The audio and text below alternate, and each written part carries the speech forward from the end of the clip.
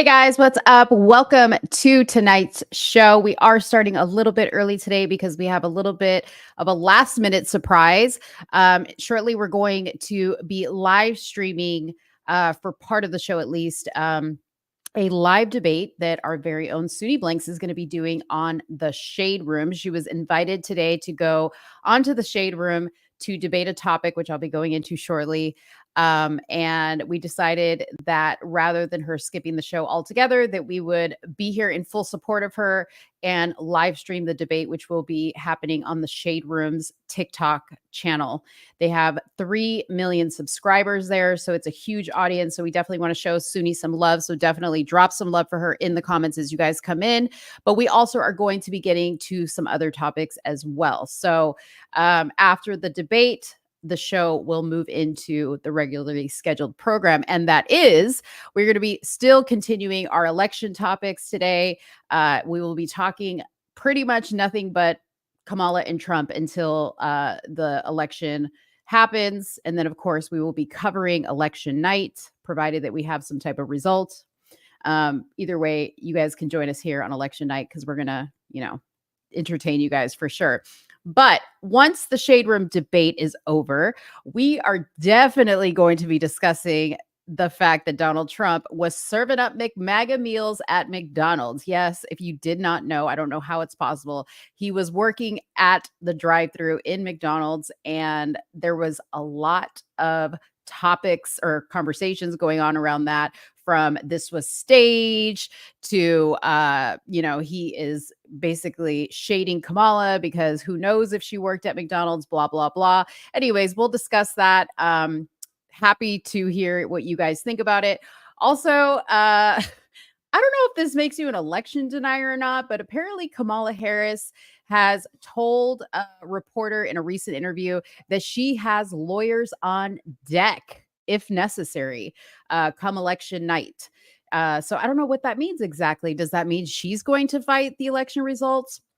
Does it mean she's going to fight if, she thinks something shady is going on? I don't know. But I have a personal experience that I want to share with you guys because I did go and vote early yesterday. I was at the polls. I have some tea for you, very important tea that I want to share. So we'll be discussing that.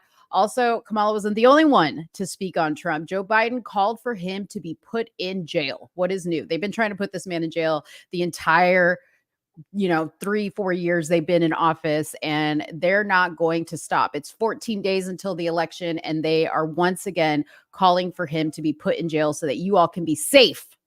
Okay, because he's dangerous. He's a danger, a threat to this country. And if we don't lock him up, we're all going to be in big trouble. Last but not least, if we do get to it, this will be a last topic, but Usher showed up to a Kamala rally in Atlanta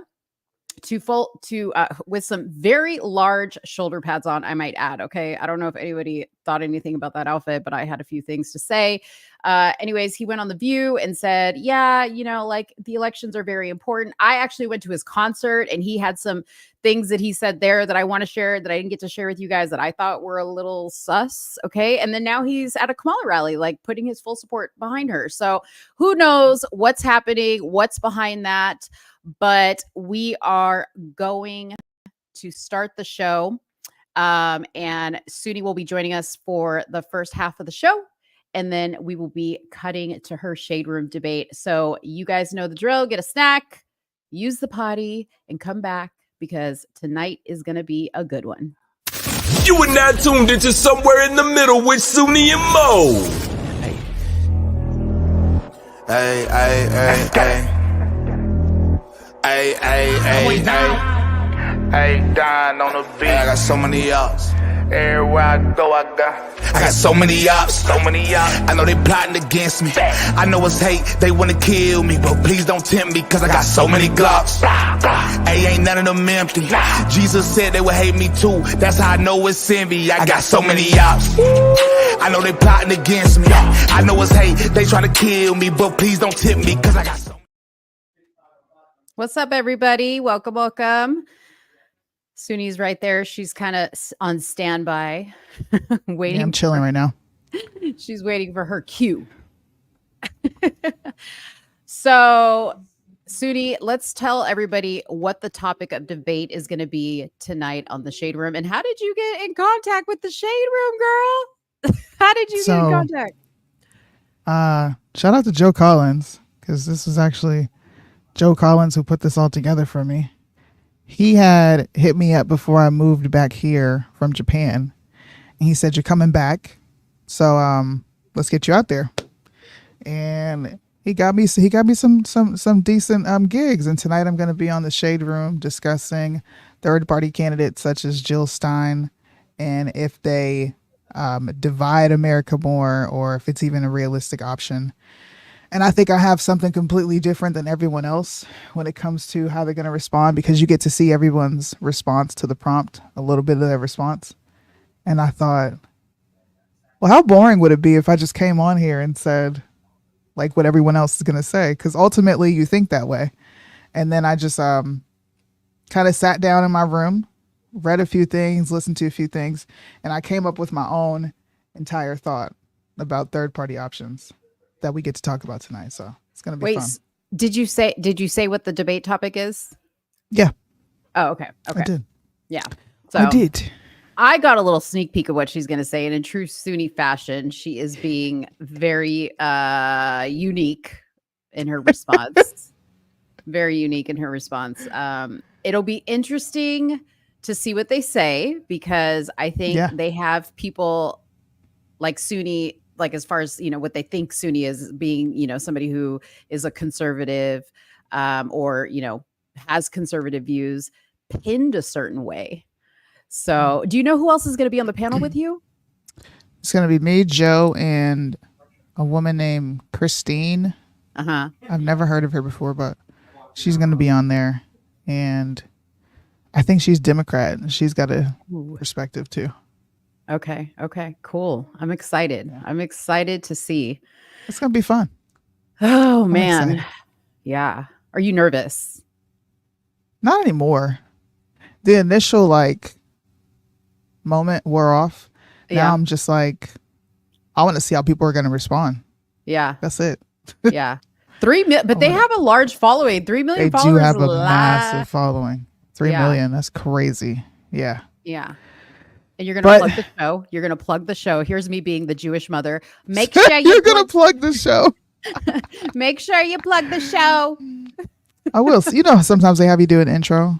I can just say, hey, I run a podcast called Somewhere in the Middle. Yeah. We're actually live right now. Say hi, everybody. No, I'm not going to do that. That's pretty extra. You co-host a podcast called Somewhere in the Middle. Now, we both run it. I know, but you say I run it. We run it. I don't mean it like that. It sounds like that. Yo, do you hear this right now? Do you guys hear this right now? Yeah. I don't ever walk around like this is my shit. And say I run. Listen, let me just coach you, because this is how you be a good co-host. Okay. Say I co-host on a podcast Somewhere in the Middle with my co-host Let's Talk Darling. Shout out to her. You see what you're doing? No. Make sure to follow her. Listen, because I would do the same thing. What? Yes. You would not do that long extra introduction. I sure would. And if you don't do it, we're going to Shade Room you. Okay. I'm going to come in the listen. I'm going to pull up the Shade Room right now on my phone, and I'm going to be all up in the comments and be like, you see how she tried to deny me because I'm Latina and she doesn't want to have anything to do with me. Yo, this woman is so extra. She don't want to have nothing to do with me because I'm Latina and she doesn't want to be associated with me. Sure. Support me in the comments. Support me in the comments, people. Tell Suni to make sure she shouts me out. And if she doesn't, y'all have your phones right next to you on the Shade Room, and make sure to comment. Be like, you left Monique out of the shout out. I definitely did it. That's like you finally dang, what am I thinking? It's like a scene in the movie, right, where you get a little bit, you make a step in the direction you've been wanting to go, right? Right. And then you're really extra with yourself, and you're like, I got to get up there and thank my homies. And hey, look, little Day Day, right? Thank you. That's what I need from you right now. Down.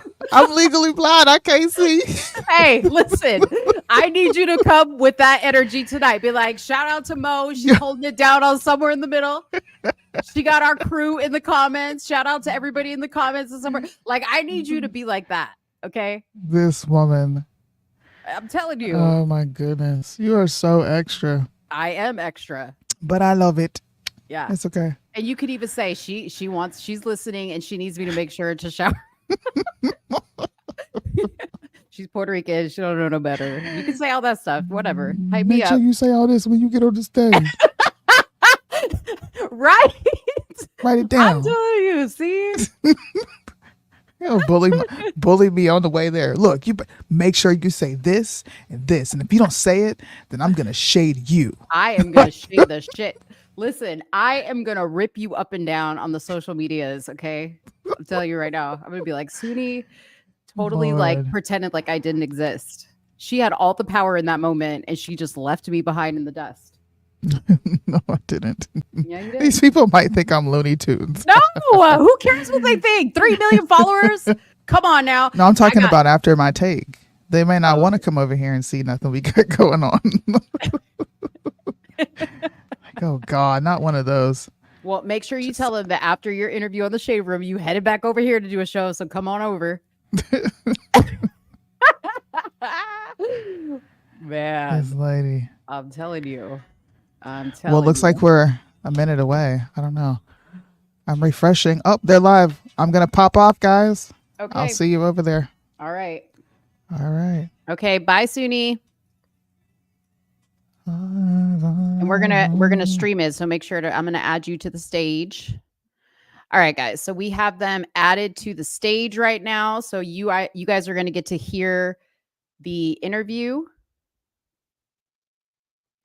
Hopefully she turns on the audio. And everybody, please make sure to give Suni good vibes in the comments. I've got her on WhatsApp, so if we need to tell Suni anything, just let me know. Let me know, because I got her right here. Oh, she just got us out. Hopefully we can watch it. Is she going to add it back? Hold on 1 second, guys.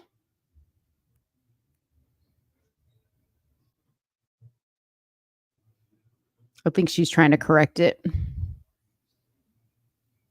Marlandon, do I need you up there to keep me company? Well, no, because hopefully we're going to be watching this interview. Let me see if I can pull it up on TikTok. Give me just a second. The Shade Room. Okay. Let me share my screen.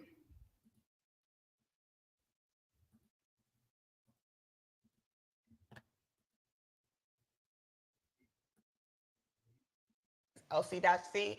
All right, here we go. Chef, I'm gonna have to pull up on you, or you're gonna have to pull up on me because I love to eat, okay? And I love me some seafood. Okay, we're gonna mute it while this lady comes up and she's talking until Suni comes on. So anyways, where's everybody watching from tonight? Let me know what platform you're watching from, what state you're watching from. Also, as we head into some of our voting related topics, let me know if you guys have early voting in your state, if it's going on right now. I want to make sure to, oh, okay, it says it won't let her stream and be live. Okay, no worries, I got it.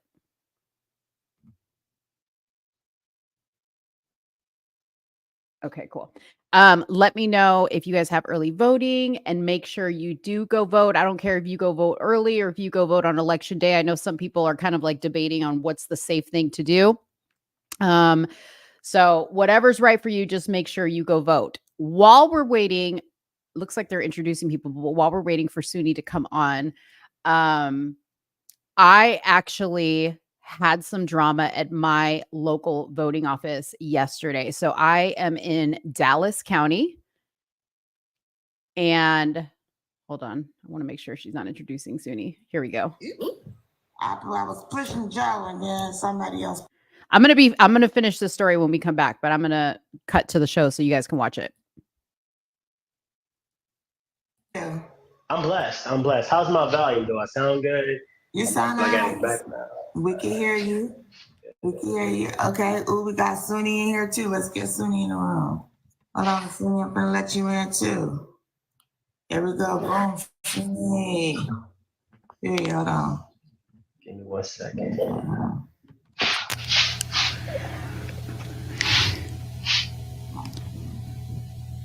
Hi, Sunni. What's up? How you guys doing? Pretty good. How are you? I'm doing great. Cannot complain. Thanks for having me. I'm so happy to have you here. I'm so happy to have all y'all here. I know it's gonna be a good show tonight. I'm excited. Yes. They said purr, period, purr. We're gonna get it in. Oh, Sunni, they shot you out already. Okay. Come with the heat. Okay. All right, y'all ready? Let's get into it. Get my camera back on me because my camera is going every which way but Sunday. Okay. All right, y'all, let's get it started. Well, good evening, everyone, and thank you for joining me for another week of Read the Room. You know, this is the Shade Room's very own debate show. We have a lot of fun around here. Okay? Tonight, I don't know why I'm not thinking. Tonight, we are diving into a very hot topic that has come up again and again and again and again and again this election cycle. Third-party candidates, and more specifically, the role of candidates like Jill Stein in shaping the outcome of major elections.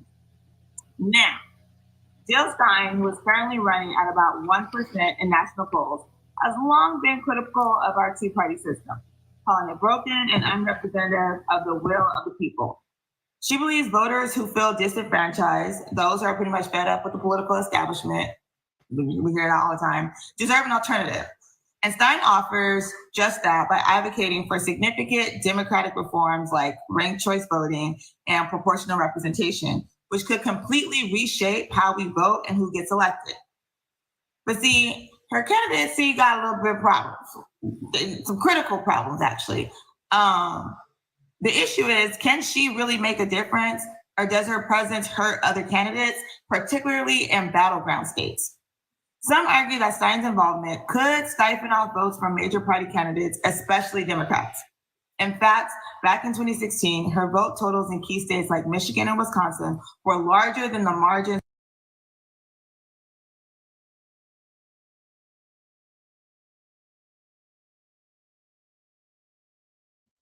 Hold on, y'all. There you go. Clinton, the presidency. Now, Stein's supporters believe she represents a much needed alternative to the corporate interests and military spending, that they see dominating major parties. Critics, on the other hand, worry about the so-called spoiler effect, that our campaign might pull votes away from candidates who have a better shot at winning, ultimately swinging the election in ways that many voters may not expect. So tonight we ask, is Jill Stein and other third-party candidates truly offering a fresh path forward, or are they complicating an already deeply polarized political landscape? Now, before we dive into the debate, let me go ahead and run the rules by y'all one time for the one time.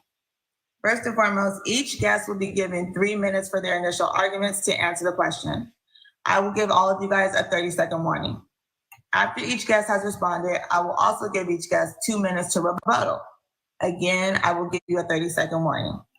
Now, as we go through the arguments, roomies, I need y'all to participate, okay? This is y'all show, and it ain't no fun if y'all ain't having none, all right? Now, I'll be seeing how y'all be getting crunked in the comment section all day on the Shade Room post. I don't know if your fingers begin tired by the time you get here or what, but I need y'all to crank them back up, pump them into gear, and get active in this comment section. After the first round of arguments and rebuttals, I will pull up roomies on the stage so that you guys can also share your opinions. Now, let me be clear. I just be pulling people up in the order that I see them. I don't know these people. I don't know what they're gonna say. I ain't vetting them ahead of time. With that being said, this is why we go through the rules, because when you get up on the stage, you need to watch your mouth, okay? Now, you can bring the energy, you can say it with your chest, but we on TikTok, and TikTok has specific rules, and we ain't trying to lose this page, because if I lose this page, I'm gonna lose my job, and I got bills to pay, so I need to keep my job, y'all. Now, at the end of the night don't end. So while we here, we kicking it, let's have fun, and let's have a good time, okay? Don't be scared. Say what you want to say. Joe, I remember last time you was here, that's like, Joe, get it cracking, get it cracking, get it cracking. And Joe didn't get it cracking to the 10th hour. We was on our way off stage. But Joe ended up getting it cracking. Bring it from the beginning. Bring the heat. Say what you want to say. Have a good time. And like I said, say it with your chest. Y'all ready to get into this debate tonight? All right. Yeah, we ready. I know you ready. Like, We ready. She ready. All right. With that being said, I'm going to allow each guest to introduce themselves. Katrina, you are OG on here, so I'm going to go ahead and let you go first. Katrina, after you introduce yourself, Joe, go ahead and introduce yourself. And then Sunny, I'll have you introduce yourself. You ready? Yes, I am Katrina Robinson. I'm a former state senator from the state of Tennessee. Well, actually, the state of Memphis in Tennessee. And I am now a political consultant and communications consultant specializing in crisis communications. I'm also a political commentary regular on the Shade Room as well as KBLA 1580. All right, Joe. My name is Joe Collins. I am a retired U.S. Navy veteran, former congressional candidate for California's 43rd Congressional District, that's South LA. For those of you who do not know, right now I own my own business, government contracting, and I do a lot of political consulting. All right, and Sunny? What's up, y'all? I'm Sunni. I am honestly just a apolitical personality on the internet. I make content that calls out the left and the right. More recently, I've been calling out the left, but that's because it's election season. I'm gonna get back to schedule, but I also run one half of a podcast called Somewhere in the Middle. Me and my co-hosts dive into very tough issues and give our commentary on it. All right. So now that we have introductions, I am thinking of a number between 1 and 10. Sunny, what is that number? 3. Okay. Katrina, what is that number? 7. Joe, what's that number? I'm gonna go ahead and go with 10. All right. Well, the number was 8. So Katrina, you can go first. Does a third-party presidential candidate help or hinder our electoral process? At this point, I would say that a third-party candidate hinders the electoral process. Normally, a third-party candidate has more to offer early on in the election cycle when voters are looking at the issues and trying to figure out where exactly they stand as it relates to political parties. Once you get to this part of the election cycle where we're now in early voting, most who've run for office know that early voting is where elections are won. And most times the two major parties are those that are getting the votes out. They're getting people to the polls, namely Democratic Party, because as we've seen in past elections, the Republican Party is kind of scared of early voting. And so Democrats do kind of focus on getting people out to the polls during early voting. And we've seen in the past where third-party candidates have been the cause of us, and when I say us, I'm representing Democrats on this debate, of us losing this election. As you noted in the beginning, Jill Stein was part of the reason why Hillary lost.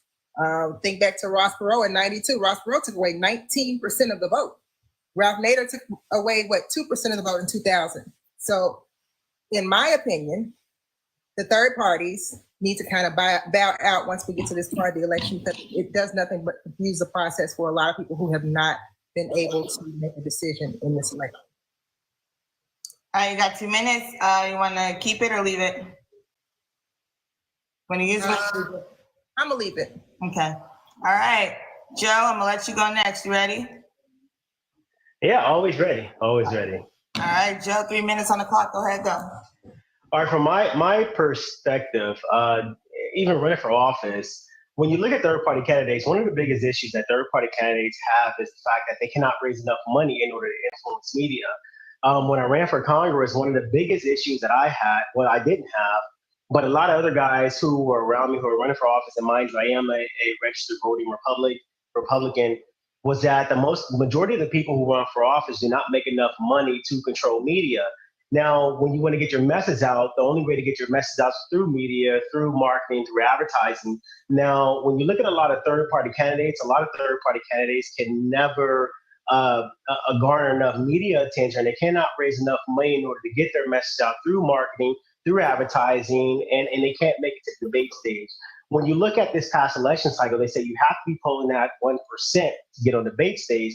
The majority of the third party candidates outside of RFK Jr. did not make the 1% to be able to get on that voting stage. Now, RFK Jr., him being an independent and running as an independent, he was an anomaly. And the reason why I say that was because he was a Democrat first, and he went from Democrat to independent, and he brought a lot of voters with him to the independent side, and then he ended up endorsing Donald Trump. But you look at Jill Stein, who run 4 or 5 times before. You look at Cornel West, you look at the people who follow them. The majority of the people who are in the Green Party, who are independent, or who do run under these third party conglomerates, they can never raise enough money in order to garner enough attention. Now, mind you, Cornel West, in my opinion, he's extremely brilliant. I agree with some of the things that he stands on when it comes to utilizing the government to make a path for success for the lower class and the middle class people. You look at Jill Stein. Jill Stein is brilliant in her own right, even though I disagree with the fact that the Green Party stance on military is no military at all, or less form of military. But when you look at the United States structure, we are built on the military conglomerate, which means that in order for the United States to remain a superpower, the United States do need that military superpower. So that's part of the reason why a lot of people do not get on board with a lot of third-party candidates. The United States structure is literally built on a two-party structure, which is the Democrats and which is the Republicans, to which they have already built their base of voters who will ultimately decide if they're going to vote for Democrats or Republicans. You never see Democrats or Republicans switch to being independent or third party. They always switch to being a Democrat or Republican, or a Republican to Democrat, because that is who controls the mainstream media. All right, 10 seconds, use it or lose it. I'm going to lose it.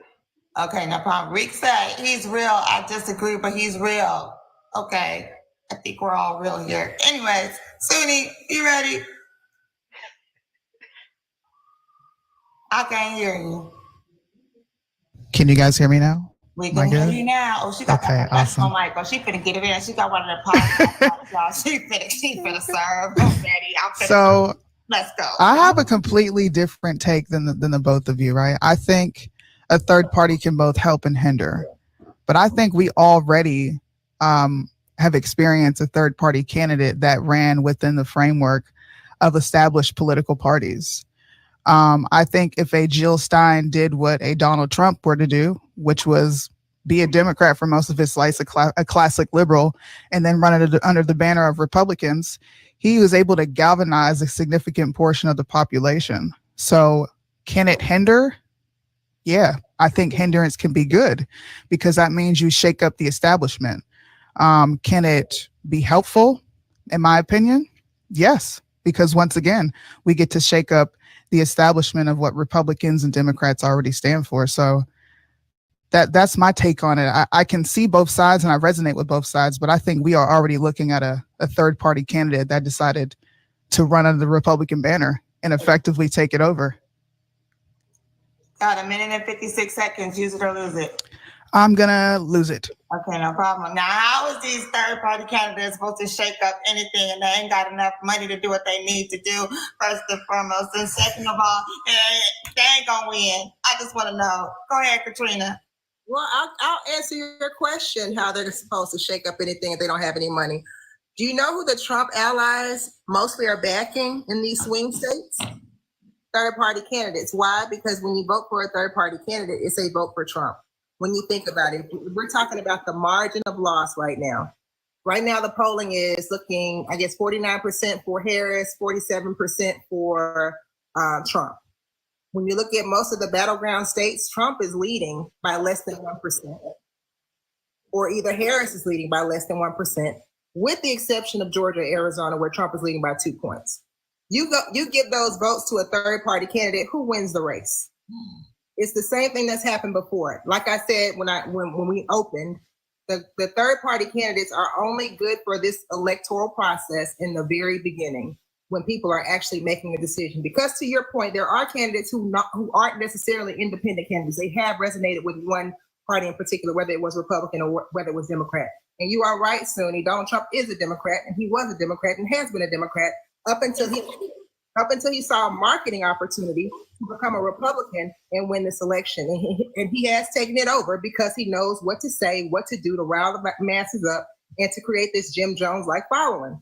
When we're talking about these third-party candidates, look at who we have. We have, what's the guy's name? Chase Oliver. He is a 40-something gay candidate who resonates with a lot of people. He's on a lot of ballots, but he hasn't raised any money. 30 seconds. Jill Stein hasn't raised any money. And the thing that you have to do when you run for office is to raise money and build infrastructure, because you have to be able to get your message out. You have to be able to get voters to the polls. And if you haven't been successful in doing that in the 2 years prior to the election happening, then what good would you be to us as a president? Woody the vet said African Americans have too much to lose to be teetering on third-party candidates. Okay, Woody. Woody the vet. All right, Joe, what you got to say to that? 2 minutes. Yeah, I'm agreeing with Katrina. If you can't have no money, then you can't get on that ballot. And ballot access is one of the things that's most important to a candidate. And you look at these, majority of the third-party political parties, like the Libertarian Party, like the Green Party, they don't have ballot access to the majority of the ballots in the United States. I think the Green Party has access to at least 18 ballots throughout the country. The Libertarian Party has access to 27 ballots, but that's not enough in order to make you a viable presidential candidate. Now, when it comes to particular racial groups or ethnic groups voting for a particular candidate, one thing that we as Black Americans have to do is stop pinning our money on one individual party. We have to do like everybody else and understand it's going to take more than just a Democrat or more than just a Republican in order to get an agenda for Black America passed. I think we've been fighting the same battle for, well over 150 years, and we've gotten nowhere by putting our support behind one particular party. We have to put our support behind the actual policies that's going to help us. That's going to cause us to get outside of our comfort zone, get outside of our box, and start looking at policies and saying, you know what, maybe this policy when it comes to economic development is going to help me as a small business owner. Maybe this policy when it comes to social welfare is going to help us as a community move forward. But thinking that we have to choose one candidate over another because they represent a party is asinine, in my opinion. I think that we are far beyond the measure for using one candidate as a measure to how successful we are as a Black community. You got 28 seconds, use it or lose it. I'm gonna lose it. Okay, so you sitting here saying that Black people ain't got nowhere because we've been voting for one party? Because I'm trying to figure that out. Because didn't we at one point not have the right to vote, and we were supporting a particular party and had the right to vote? Well, throughout history, according to the Library of Congress, the right to vote was never the problem. The problem was we were not being treated as human. Human rights was the problem, not civility. We've always had the right to vote. Ever since the 1800s, we always had Black members of Congress, and mind you, they were Republican. But as time went on, we decided to choose whoever told us things that made us feel good. Now we got to get out of the feeling and get back to what's economically advantageous for us as a Black community. And so what is economically advantageous to us as a Black community right here, right now? And how does a third-party candidate contribute to that? A third-party candidate does not contribute to anything that's economically advantageous because we have not. If you're a third-party candidate, you can't raise money to get your message out. What makes you think you're going to be able to get your message out as a presidential candidate if people are not even rocking with you on the national stage? When it comes to economically advantageous policies, we have to look at each individual candidate. We have to look at the record and find out what is it that they've done for us in the past that wants to make us continue to vote for them. And what could they do for us in the future? And I'm not talking about broad stroke policies. I'm talking about drilling down to policies that literally improve the economic conditions of the United States or improve the economic conditions of our particular community. Thank you for that. It's real quiet in the comment section. I really don't appreciate that. I'm gonna need y'all to step it up. Okay. I don't know. Do we need to start an argument? Do we need to say something else? Katrina, you came in here looking like a cheater, girl. Like, come on. Like, you might need to, get back to me. I don't know what's going on. They like a little clap. Because what's happening is quiet. Okay, let me be too much. We a little too civilized in here for them because they quiet. We're not in church, okay? I'm not. What's cracking? I need y'all to pump it up in the comment section. Make sure you like this live. Make sure you're sharing this live with your friends, your family, all that kind of stuff. Also, I forgot to talk. Go ahead. I'm sorry. I would like to offer something in response to what Joe said. It's not time for that yet. Hold on. Okay, go ahead. I'm sorry. Oh, yeah, it's Cindy's turn. I'm being okay. I was gonna get the comment section round up, but they was gonna say, "Oh no, it's Suni's turn." You're right.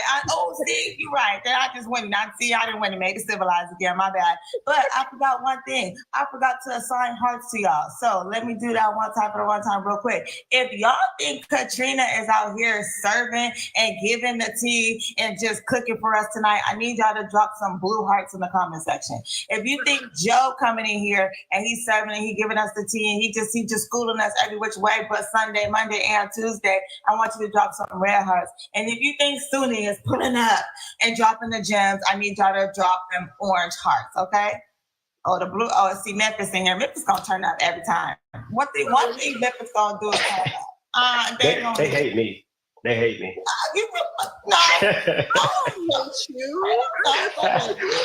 I'm talking about the people in the comments. They hate me because I'm a numbers guy and I'm gonna drop numbers. Period. Point. Now we got some red hearts. There's some orange hearts in there. Red, orange. It's love. Okay. All right, Suni, you ready for your rebuttal? I'm ready.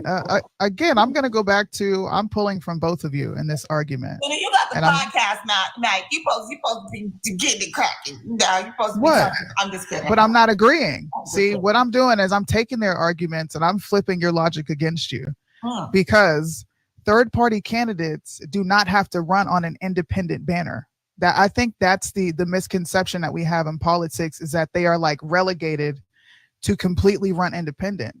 Trump was a classic liberal and ran Republican. If Jill Stein wanted access to the PACs that Democrats offer, Jill Stein would need to run Democrat. Make your relationships there, or else we're going to agree with what both of you are saying here is they're officially and effectively ineffective, and they could potentially hurt, but it could potentially help.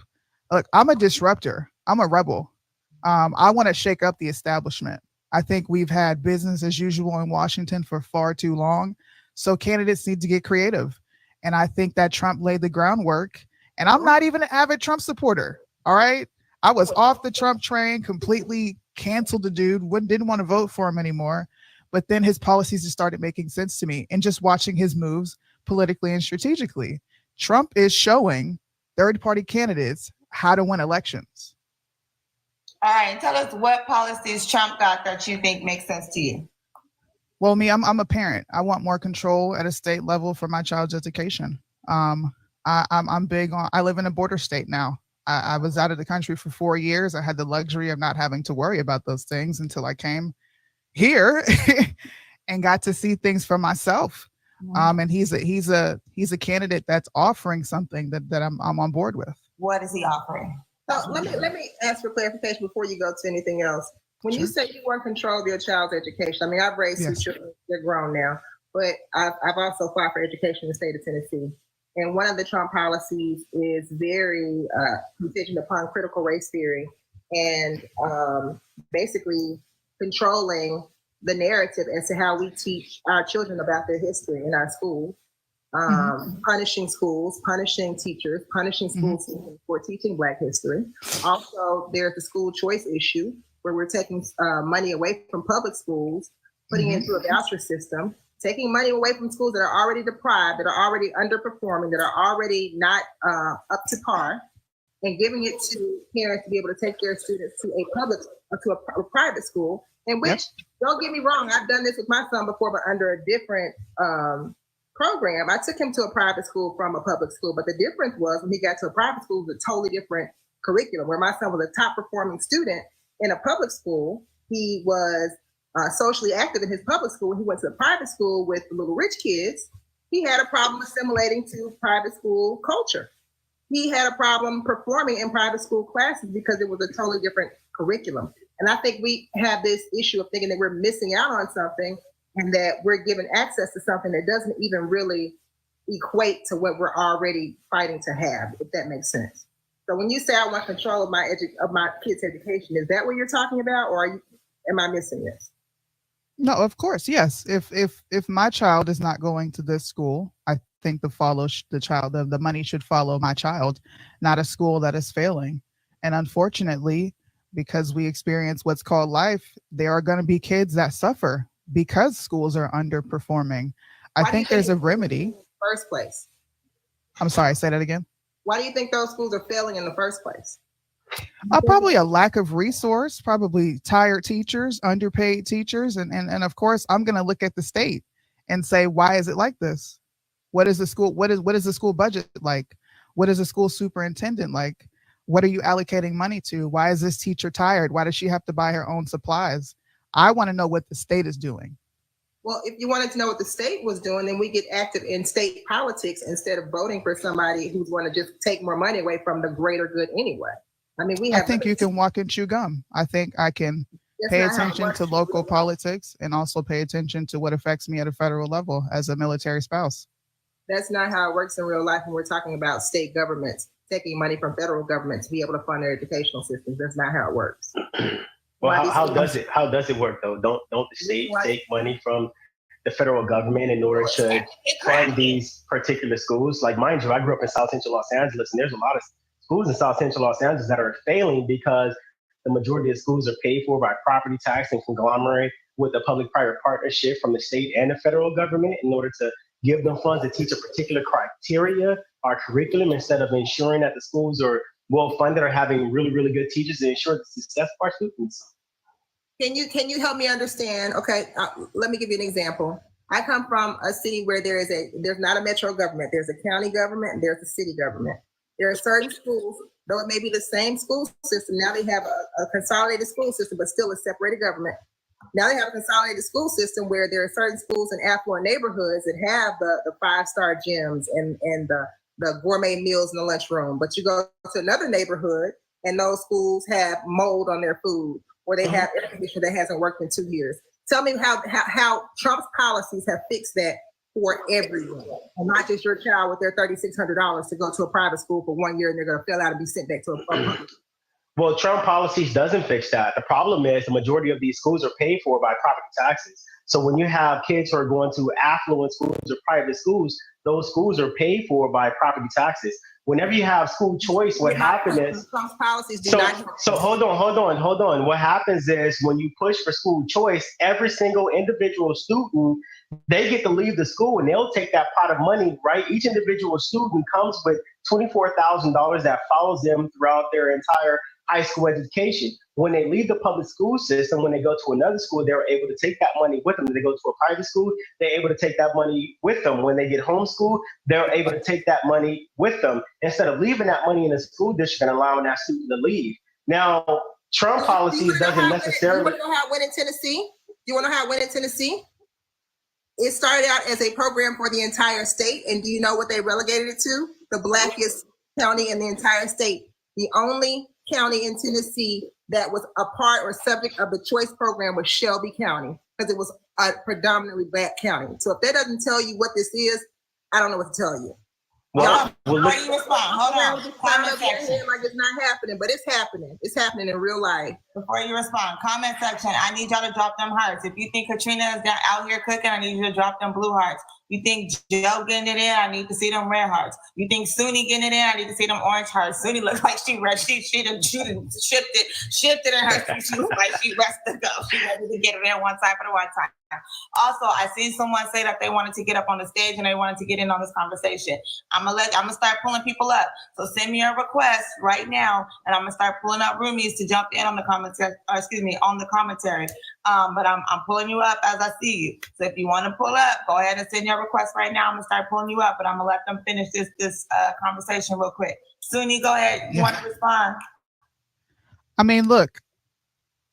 Trump policies offer me as an American more control. I am not in love with the Fed. In fact, I would embrace an anti-federalist approach. And I do embrace that. I think the state is able to always blame the Fed. And I think because they're always able to blame the Fed, we spend so much time paying attention to what the Fed is or is not doing, and we let the state run amok. I'm from Charlotte, North Carolina. When I looked at the school budget, I was disgusted. How do you generate $2.9 billion in state revenue? Okay, over billions in state revenue. The school districts gets 2.9, and most of that money is going to salary. Now, I'm not saying don't pay teachers, but I'm saying some of these salaries that these superintendents have are extremely high. I'm looking at stuff like that. So if a candidate is going to offer me that, I'm taking it and I'm running with it because I want more control. Hold on, Happiness, if you want to get up on this stage, I need you to send a request. I'm not coming looking for you, okay? That's not my job. Now, I'll accept it if I see you up there, but I'm not going to play Where's Waldo with people who talking about they want to get on this stage. Now, I gave y'all the rules in the beginning, and that's what it is. You want to join the live, you just send me a request and say, hey, put me up on stage, and I'm going to get to you, okay? That's how this works. I just want to be clear about that. Not coming searching for you. I'm sorry. Who was next? Who else on the stage? No, I was just saying that that's all great. I actually agree with you on a couple of those points, Sonny, but Trump policies don't fix that. I think removing the buffer of we're not federally funded or we didn't get enough federal funding absolutely puts a spotlight on the state. It's not a federal, we didn't get federal funding issue. It's an allocation issue, just as you outlined a minute ago. I agree that it's an allocation issue, but that's not what we hear from the state. Money comes from the Fed. It has to do with how the state manages that money. It doesn't have anything to do with Trump. I agree. And if you are against federal government, then I can see why you support Trump, because Project 2025 will give you all that you need. If you're against let's go. That Project 2025, let's do it. Why not? Oh, Lordy. Jenna said I had to take myself off from you. Go on, Jenna. Go on. No, you talk about Project 2025. Like, how many times does he have to denounce? I had a Senate committee meeting where the EPA that actually wrote part of Project 2025 came out on the floor and stated Donald Trump had nothing to do with Project 2025. It's also a think tank. What's a think tank? Can you answer that question for me? How come every U.S. sitting president is listed in that think tank and in Project 2025, including Kamala Harris? Can you answer that? We already talked about this man being on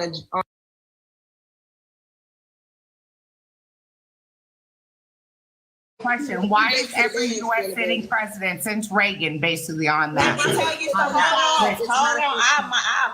I'll turn everybody mic off. Now, I didn't already say it. I'm going to say it again. I'm not going to say it again after this. I'm the only one who asks questions on this stage. That's my job. You answer the questions, okay? Ain't nobody gonna answer you. I ask the questions, y'all answer. Now, Jenna, you go on, say what you need to say, but you ain't gonna take my job. I need it. Absolutely. I know you need your job. Listen, I ain't coming for your job now. But I just want to know, like, you made the suggestion that he's affiliated. Yeah, he was on the plane, but also there have been Senate committee meetings where there have been EPA. They wrote part of Project 2025, and they stated that he is not affiliated with He did not write it. Yes, it's a think tank. You can pull policies from it. Look at Barack Obama's ACA program. Baby, what you talking about? Look at the ACA. Here's the deal.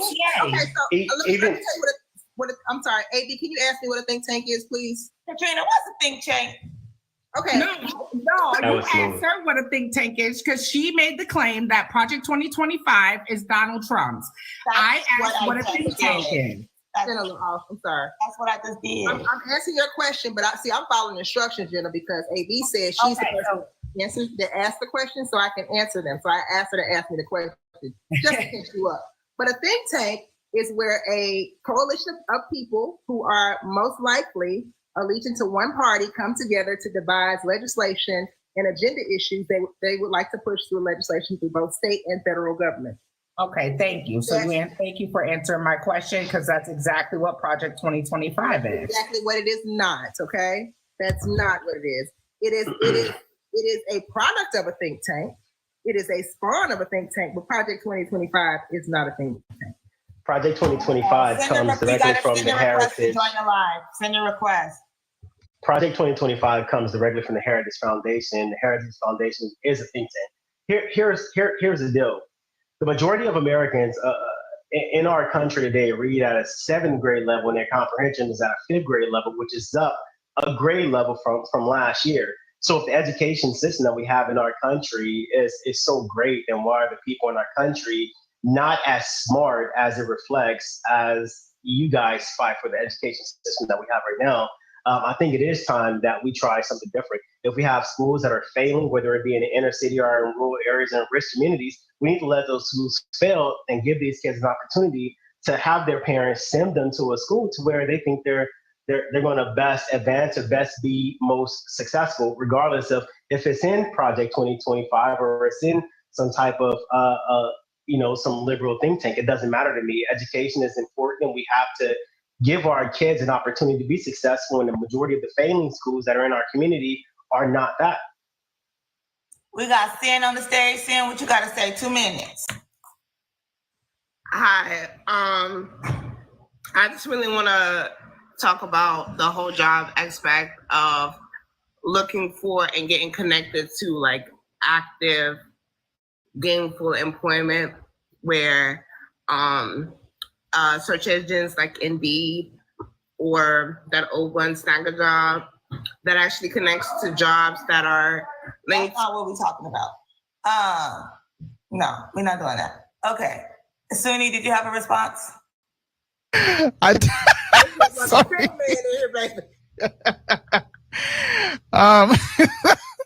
Joe took what I was gonna say. I was gonna say what I was gonna say. Policy. Now maybe next week that could be the show. But I have to show this. Listen, Joe just roasted the whole panel, and y'all didn't. Just thought I was slow. If y'all hope y'all caught it. He did. That's why I remained quiet. He did. But look, I wasn't gonna call you slow now, but he kind of took what I said. Policy is policy. If it's good policy and it makes sense, it shouldn't matter if there's an R or a D attached to it. I think that's what hinders Americans now is we look at what policy is attached to what person instead of being realistic about how it's going to ultimately affect us. So I actually agree with Joe here.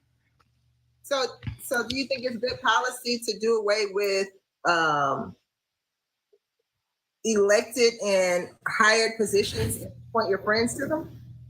See, if we're talking about who the loyalists are, listen, if you are an America First loyalist, meaning you're going to put America first and our interests first and what's needed here first, I'm going to support that type of loyalist because that means that you're loyal to the people. So they don't say what loyalty to where. So I'm going to inject my own opinion of what it is. And when you say loyalty, if you're talking about to the American people, absolutely.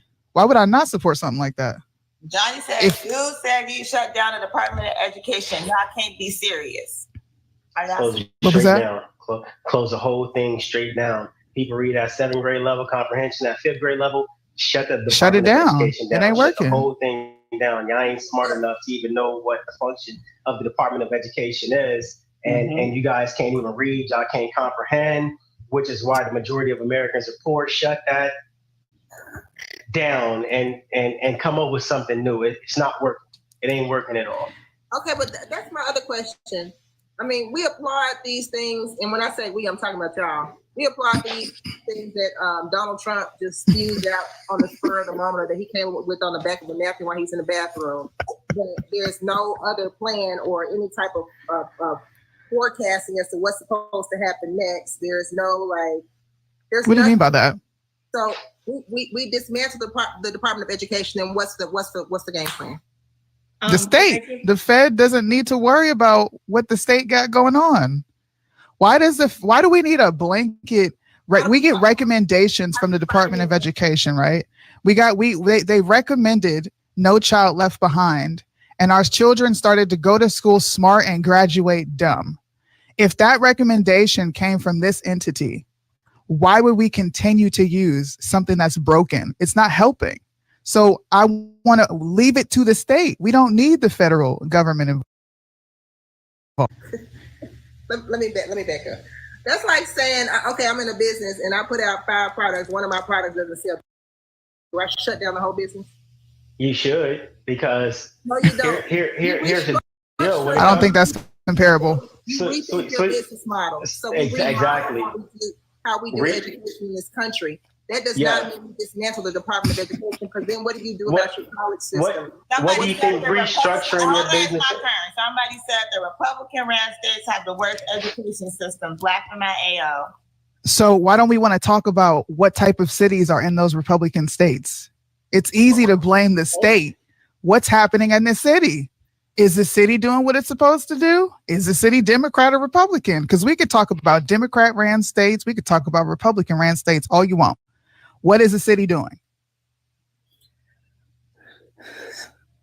And what do you think, like, dismantling or restructuring your business consists of? Dumping the old model and adopting the new model. And I'll be honest with you, you don't have to close the business to restructure the business, but the business goes into a phase of non-production. And I'll be honest with you, we don't need Donald Trump's bathroom rhetoric to decide what we're going to do with our education, because what did he say their bathroom or locker room talk was? Grab by the JJ, right? That's not what we want to do with our education system. We want to ensure that people in our education system are actually creating an avenue for our kids to be successful. And his locker room talk ain't it. I'll be honest with you. So, I mean, like what the Department of Education is putting out as far as curriculum to the students across the United States is failing, because they don't learn to learn. They learn to test. You look at Texas. Texas has STAR testing. You look at California. California has exit testing. Every single individual state throughout the United States, they don't teach high school in order for these kids to learn. They teach them to test. Why? Because they want factory workers and they want to move them through the system as workers. But what's happened? The majority of our jobs are going overseas, which means that the curriculum they have is not even effective from the jump. So we either got to bring the jobs back or dismantle the systems that's creating workers for a job atmosphere that's not even there anymore. Wow. I think y'all are kind of like meshing all the systems together, because the curriculum is not decided by the Department of Education. The curriculum is absolutely decided by the Department of Education. That's how each individual states get their funding. That's why you have to have 4 years of math, 3 years of reading, 2 years of different type of language, 4 years of English, so on and so forth. If you don't have that, then guess what? The states don't get that federal funding. Okay, Zach, what you got to say? You didn't pull it up on here? Yeah, I appreciate you guys. I would just say, Katrina, the metaphor that you used on business, I think it would be more applicable when you're talking about the metaphor of like medication. Like if a doctor prescribes something, and this is the education system that we're being prescribed, and that medication is clearly not working, you don't say, oh, maybe we should continue them on this medication, which is the Department of Education, and then see what happens. The goal is you stop prescribing that medication, which is the Department of Education. You do have to dismantle the Department of Education, because the state have an alternative treatment. So what's the alternative treatment?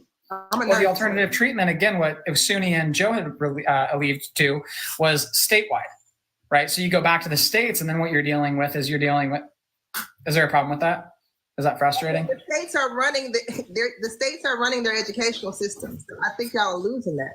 The states are running their educational systems. When you're dealing with what Joe had talked about is essentially that the Department of Education is the one that controls the actual tests and those the aspects of the education system that our actual studies and our SAT numbers are based off of, is the Department of Education, right? And basically, when you're talking about the child care that Suni was talking about, what you're dealing with is the having the choice, and school choice, I think, is really what the differential that you'll see is. Schools should have the ability to fail if they're not educating children. They should have the ability, just like any business in this country, they should have the ability to fail.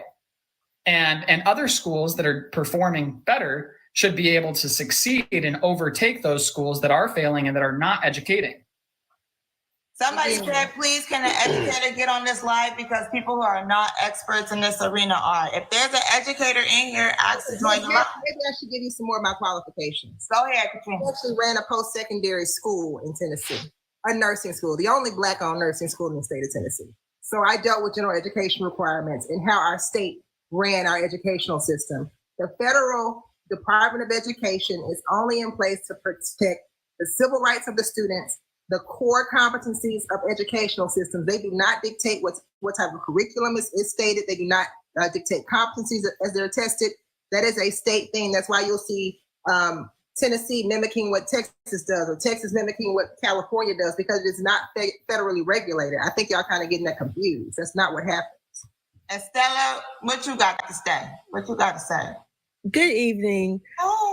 My concern is I'm in North Carolina, and speaking about, I know, right? We have some situations here in North Carolina. We've got Mark Robinson, and we've got Michelle Morrow. Michelle Morrow, in being the superintendent of public education for North Carolina K through 12. She has some situations. So I feel like if we put the education, get rid of the Department of Education and put it back to the state, we're going to be dealing with someone here in North Carolina who is very open about how she feels about having Yahtzee ideology. She's homeschooled her children. Has not been in education. She has, she and Mark Robinson kind of on the same scale. They both believe in, let's say a person with a really small mustache is one of their role models.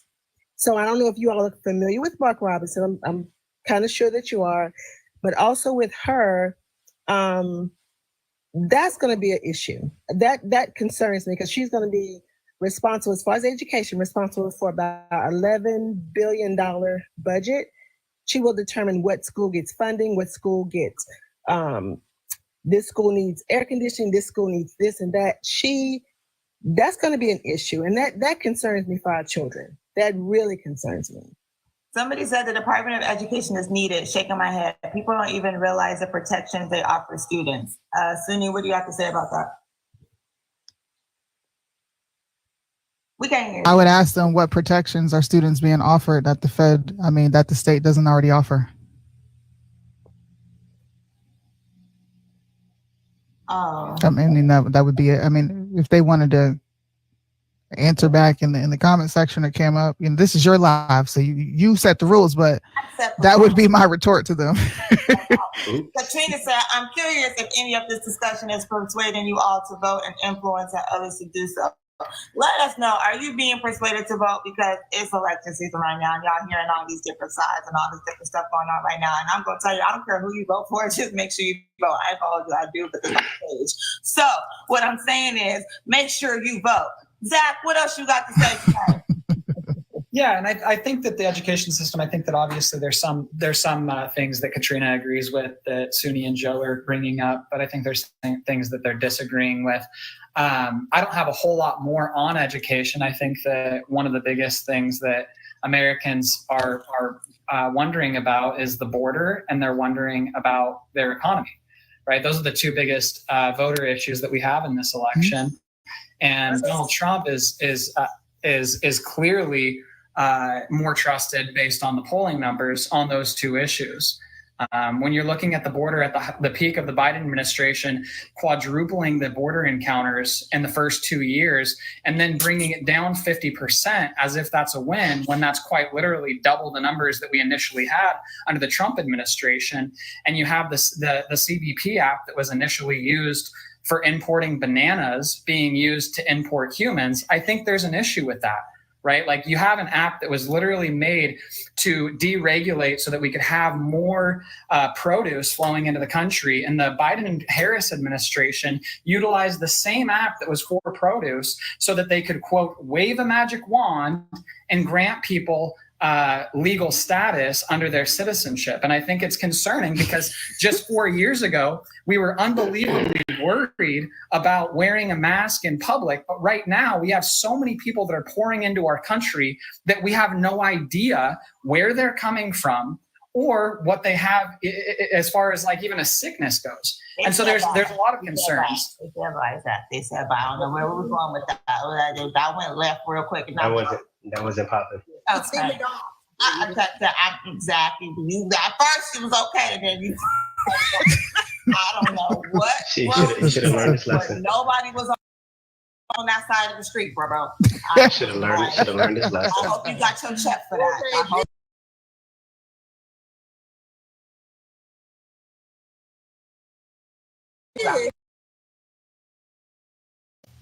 Joe. This is outside of everything that we're talking about. The election is coming up. It's the first week in November. I think November 4th is when the election is. The problem is when the election is, right now until the election is over, the shade room is still going to be here. Now we have the shade room politics, we have the read room, and right now we have 226 people in this room, but we only have 3.5 thousand likes.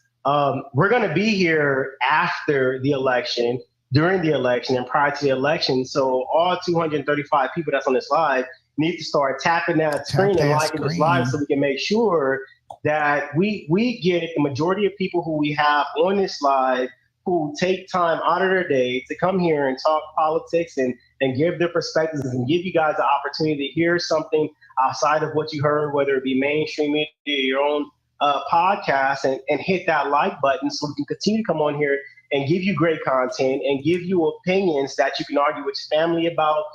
Thanksgiving is coming up, or you can argue at Christmas, or you can comment in the section whether you like us or hate us. We don't really care, but y'all need to get those likes up on this comment. Katrina, she used to be a state senator. You got to give her props. She knows what she's talking about. Sunni content creator, the host, she's on point. You guys got to give the props. Click that like button, tap the screen. There's nothing to tap the screen. Thank you. No, don't try to take my job. You're such a diplomat. My bad. I'm used to asking for money from running for office. I'm used to asking money. That's what I was do. going to ask you, where's your ass? Yeah. Tap that screen. Give them likes. Not me. Okay.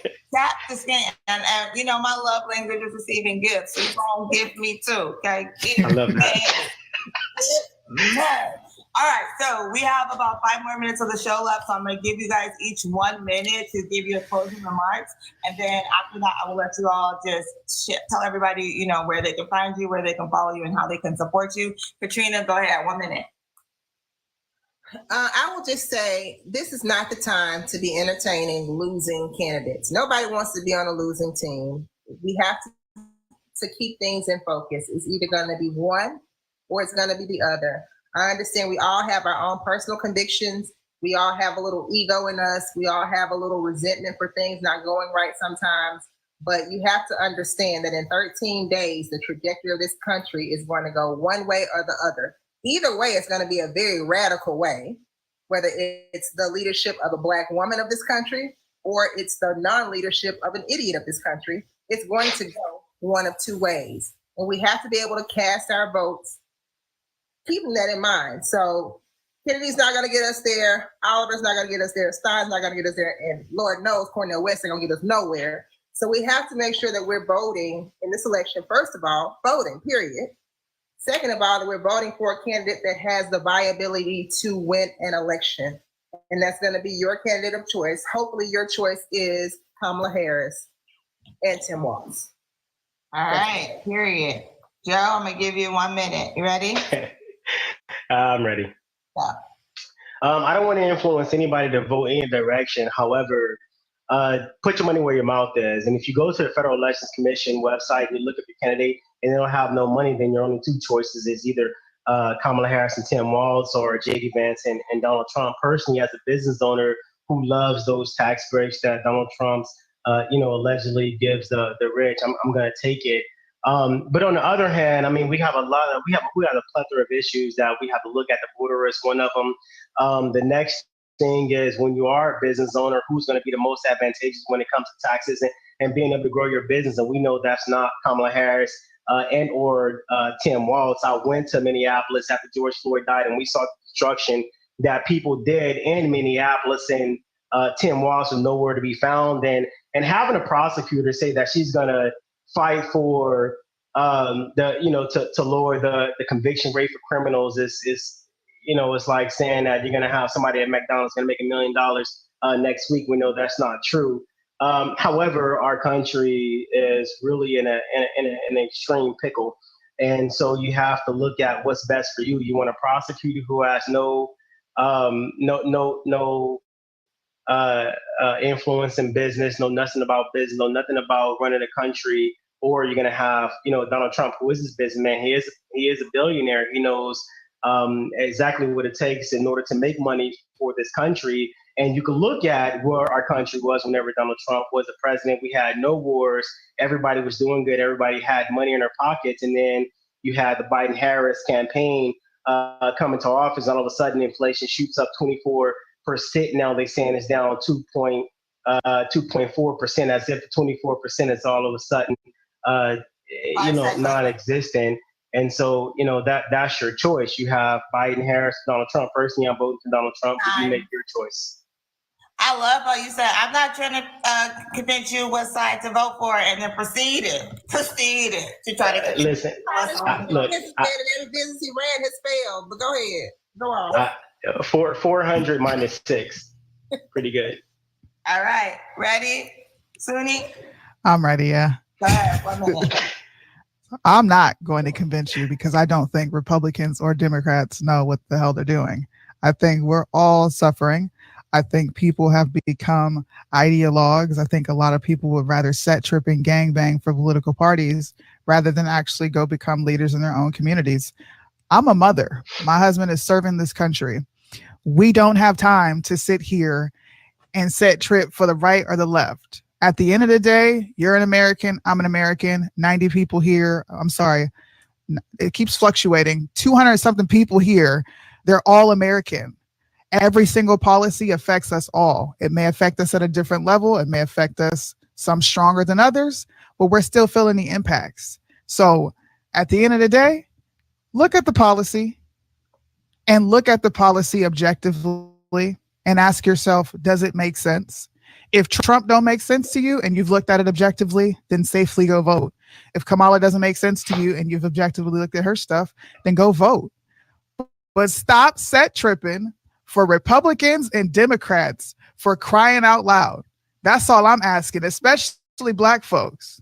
We don't need to be set tripping for neither party. Okay. I'm done. You said what you said. I just want to, it's Kamala Harris. Kamala. Oh, her name? Yes. Yeah. Okay. Yeah, we gotta put some respect on it. All right, y'all.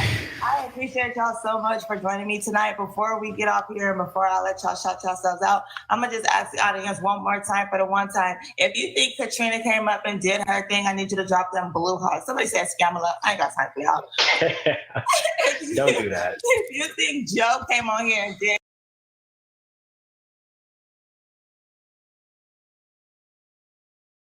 for the one time, drop them orange hearts. Okay, period. I'll take the circles too. We'll take the circles. Let's see what we looking like. Okay, hold on. Suni, hold on. Suni and Joe. Okay, we see the blue. Okay. Blue, y'all tripping. Katrina, they love you too. They've been blue harding all day. They was, but it's, yeah, you've been dropping knowledge. I ain't gonna lie. Blue bedtime 9:30, baby. Yeah. People say we sleep. Okay, now we ran with you the first 15 minutes, Katrina. I don't know what to tell you after that. Exactly. All right, before we log off, Katrina, tell everybody where they can come follow you on social media. Yes, please follow me here on TikTok, Madam Speaker 901, and you can find me on Instagram all the time, Senator Katrina Robinson. All right, Joe. You can follow me on here and all other social media platforms, as well as my website at Joe E. Collins, the number 3, or joeecollins3.com. Thank you guys again. Thank you. And Suni, go ahead. You guys can follow me here. Definitely not Suni Blanks, because I'm always trying to hide from the censorship. Follow me here. You guys can also follow me on my YouTube. Shout out to my co-host.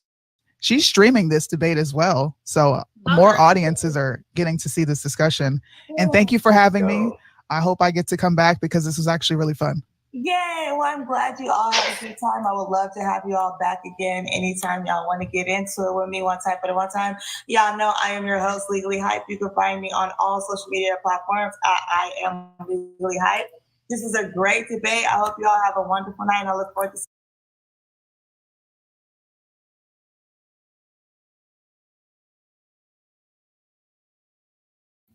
Sorry. I was like getting into my snacks thinking this thing was going to go for longer. Thank God for Suni. She shouted me out, but I'm waiting for her to come back. Suni's about to join us. She's about to come back over here. I don't know what you guys thought, but I thought Suni was Suni. Oh, I thought Suni was far above that panel. Okay. Like she was too good for that panel. And I'm not just saying that, but I think her and Joe were probably the most knowledgeable. You don't hear me? Do you guys hear me? Matthew saying no sound. Oh, okay. You can hear me now. Okay. Yeah. I thought Suni was top tier. I don't know what y'all think, but I think she was too good for the shade room, to tell you the truth. That's just my opinion. What do y'all think? You can hear me chomping on snacks. Yeah, I was eating a burger that I had gotten this afternoon and I didn't finish. So I was trying to eat it thinking we were going to go a little bit longer. It looks like Suni is going to run to the restroom, but we'll get her thoughts shortly when she comes back. Anyways, thank you guys for sticking with us to watch that live debate. Oh, I see her sitting down. I think the debate topic was great. I'm not so sure that the panel intellectually could really speak to what they were debating, but I don't know. We'll see. We'll see what Suni thinks. Suni, come on over. Girl. Hold on, you're muted. Can y'all hear me? Am I still now muted? We can hear you. Am I now good? We can hear Hello? you. Okay. Okay, give us your thoughts. I don't think they could handle what I was saying. I don't think they really even. I think the shade room and their associates are so far left that a lot of what I was saying, you could see they were just like. It was above their head. There were parts where she was like, okay, like I see that. But when I said we already have a third party candidate and this is how you do it, and I think other candidates should follow this framework, it kept resulting back to it's just never going to work. It wouldn't work, and black people ain't got time for this. And actually it took away votes from Hillary Clinton, which I don't think they have any way of proving that. Much like their argument is, they have no way of proving that Trump lost votes and Biden gained votes. So, exactly. And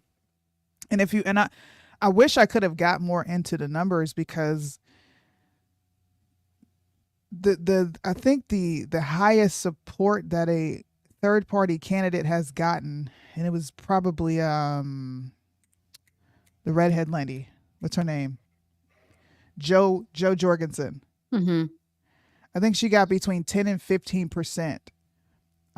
But any other time, candidates are getting 3%, 0.9%, right. 0.1%. Third party candidates don't. The only way they can act as a hindrance or a help is if it's shaking up the establishment. And I think I said that twice, but she understood me when I said I'm an anti-federalist, and she got it. She said, "Oh, you oppose the federal government. I can see why you think that way." Who said that? Katrina or the host? Katrina. Okay. And that scares a lot of black people. I purposely went over there with this opinion because more black people need to hear this. I purposely ended the show that way. Stop politically gangbanging. Y'all, you up here, vote Kamala. For what? Right. For what? Are the people looking at her policy? Are they viewing it from an objective lens? Right. Are they comfortable with the policy? Does it make sense to them? Is it something that they want to be supporting? It was fun, but I definitely didn't feel challenged. I felt like I was giving them more of a challenge than they were presented to me. But it was fun. I could tell you were holding back because they couldn't. I don't think they would have been able to like meet you at the level that you were going to hit them with. So I feel like you were just kind of holding back and being nice, which is so unlike you. But you know what? This is how I took it. You know your audience. I can act a fool, or I can go up there and do what they don't expect me to do, which is be respectful, calmly articulate my shit. And we saw the comment section. We saw all the orange hearts. We saw all the red hearts. We saw what people were saying when they were speaking about the Shade Room. Yeah. Fam said they got mad in the comments over that set tripping comment. Did they? What'd they say? I don't care. It's the truth. You're set tripping and politically gangbanging, and don't none of y'all know policy. Yeah. We're talking about Project. She's a former senator. I could not believe. Honestly, You're I talking could about not Project believe it. 2025, and I sat quiet for that because I was like, this is so petty. Yeah. Like, who cares? I'm not even gonna sit here and like dignify this with the response. We're here to talk about this third party option. Yeah. And I have a different argument for both of you. So if it would have been a good debate to like really get in, I would have hopped in. But they're arguing about Trump. Right. I'm not here to defend Trump. Right. That's That was what not I'm the here for. topic. Yeah. Yeah, that was not the topic. And I agree with you. Like, how do you prove that if you vote for a third party candidate, you're giving Donald Trump the vote? You're giving You Kamala. can't Either prove way, it. Kamala, you can't prove it. If anything, if you don't vote or you give it to a third party candidate, you're wasting your vote, I Yeah. think, because you should use your vote to vote for either or of the winnable candidate. Yep. You know? Bingo. So yeah. But you know, look, this is where we are. It was fun, and I'm gonna continue to do those because the Shade Room has got 3 million people. Although they only had at a max almost 300 people watching, that is still 300 people that have never heard of Suni or Joe Collins. Yeah. Don't care. That And host, if that though- means I go on that show every time and I supersede them in intellect, oh well. Like, where do are these like, is this like the host was like a regular person, or like they just pull her out of like? No, she works. She runs that show. That's Okay, that's that a political listen. debate show. Let me speak to our people really quick, okay, you guys. If that channel has 3 million followers, okay, and can get 2,000 likes in the 30 minutes on that whatever the fuck that was debate, y'all should be ashamed of yourself, because we should have more followers than we have. And y'all should be sharing our shit, okay? Because I'm sorry, I'm not trying to toot my own horn or anything. And by the way, Suni, thank you for shouting us out. I almost had to come for you, almost, but didn't. you redeemed yourself in the end. No, you didn't. You're just impatient. I work on my time, not most time. That's what that was. Hurry up. I saw your comment. I was like, I'm gonna wait till the last minute. You don't tell me what to do. No, but I'm just saying, like, it just goes to show, like, it's not about how good your content is. That's for damn sure. Because that host was straight trash. And I'm not talking about her personally, but as like a host of a show, like, I don't know. It's the Shade Room though. It's the guess. roomies. We post drama, salacious news, and then see this, y'all about to learn something real quick. This is where I personally feel the right fails. This right here. What? We are, and I'm gonna pop shots at you real quick. Not hard, but I'm gonna pop me? shots at you. I am. Because I feel like you should be one of the main people to understand this. You're around me and Bryson. You're constantly listening to me talk. Yeah. This is something you should see. We will bend the knee for Amber Rose, but then critique this woman. Number one, this is the culture. Yeah. This is what Black people are watching. There's 3 million Black people subscribed to Shade Room's TikTok. Right. We would be foolish as right-leaning people to not go partake in conversations over there, no matter how unkept or like, I don't feel like you handled that professionally, because I'm there to act professionally. She's providing a massive platform. I'm here for it because we need to tap into culture. The right is boring. It sucks on culture. It sucks on messaging.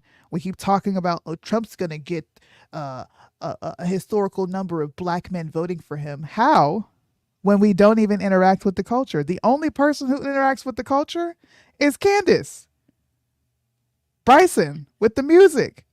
Right, but the thing about Candace is like she doesn't change who she is to interact with the culture. Does that make sense? So like She's what? I'm Candace sorry. so Candace doesn't change who she is or put on extra whatever to interact with the culture, okay? That lady was doing too much. That's the culture. That's That my lady was cousin. doing That's too my much. sister. Oh, She acts Lord. just like my sister. Yeah, but I'm saying there. Okay, Wendy Williams is doing too much, but it translates because that's she does it in a way that it's balanced, right? So like she gives you that, but she's clearly intelligent, clearly because she has a successful show. I ain't never heard of this. I don't even remember her. All I remember is Katrina because she had on a cute leopard print dress. Okay, and I think Joe was trying to get in them panties because when he said she was intelligent, I was like, oh Lord, he's probably trying to get in it. I don't know where he got intelligent. I don't think she was intelligent at all. But whatever, I digress. I totally agree with you that we need to be over in those circles, right? Like we need to, get out of our little right-winged think tanks, to use a word from the show. But at the same time, that show did not, I wanted to jump out. Like I just wanted to jump out. If it wasn't for that we were there supporting you, I never would have watched that show. It wouldn't have had my attention. I'm just telling you. And I think all the people here can agree that they were there to support you. They would have never stayed to watch those people talk. Never. Can I get some type of comment in the comment section? We were there to support Suni, but that show was straight trash. I'm just saying.